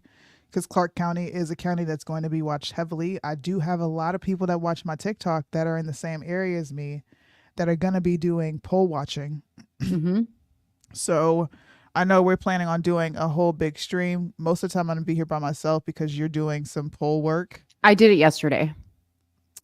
Why didn't you tell me? I would have went live so you could. I thought I did. Shown. I thought I couldn't show anything, but you couldn't take your phone or anything in there. No, not while you're. Well, how was it? Because you didn't tell me. Never mind. We can talk about it. Yeah. I want to hear it from you, but you didn't tell me. Yeah, we'll chat. We can chat tomorrow morning. I have to pee. Okay. Okay. I need to go do like an epic pee. Call me tomorrow morning. Pronto. It's been fun, guys. Thank y'all so much for watching the Shade Room debate, even though it was lackluster, right? It wasn't what everybody was expecting. It did what it needed to do. I had those women flustered. They didn't know how to answer a lot of those questions. And shout out to Joe for helping me with this opportunity. Do you have anything else? No, that's it. It was a good show. We got everything in. It was a good show. It's fun. Yeah. All right, y'all. We will see you next Tuesday. You guys will probably see me throughout the week. I am rebooting Suni Reacts. I talk about a lot of these things throughout the week, and I do live reactions to crazy shit that I see on TikTok and X. There's also another venture I'm working on with Liddell and Cash on the financial aspect of this whole operation. You guys should be on the lookout for that because that's going to be a good one. And we'll see y'all next Tuesday. Bye, guys. So when you're done getting high, when the party's over.